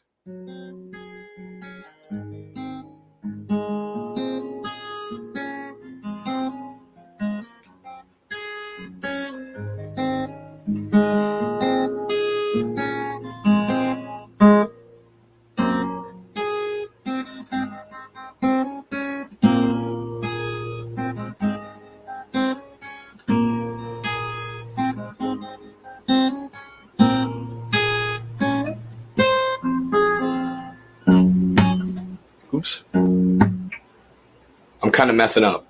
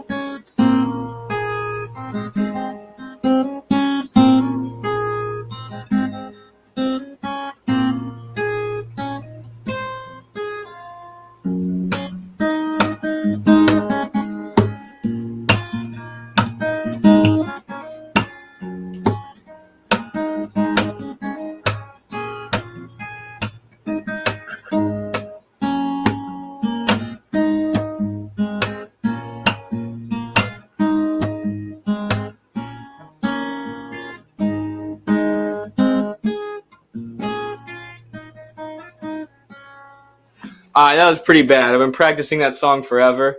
Right before I started the stream, I was playing it, and I did way better. Under pressure, I'm not great. But enough excuses. I'll keep working on it. I hope you all still enjoyed that song. I'll play an easier one next time. But yeah, thanks for the support.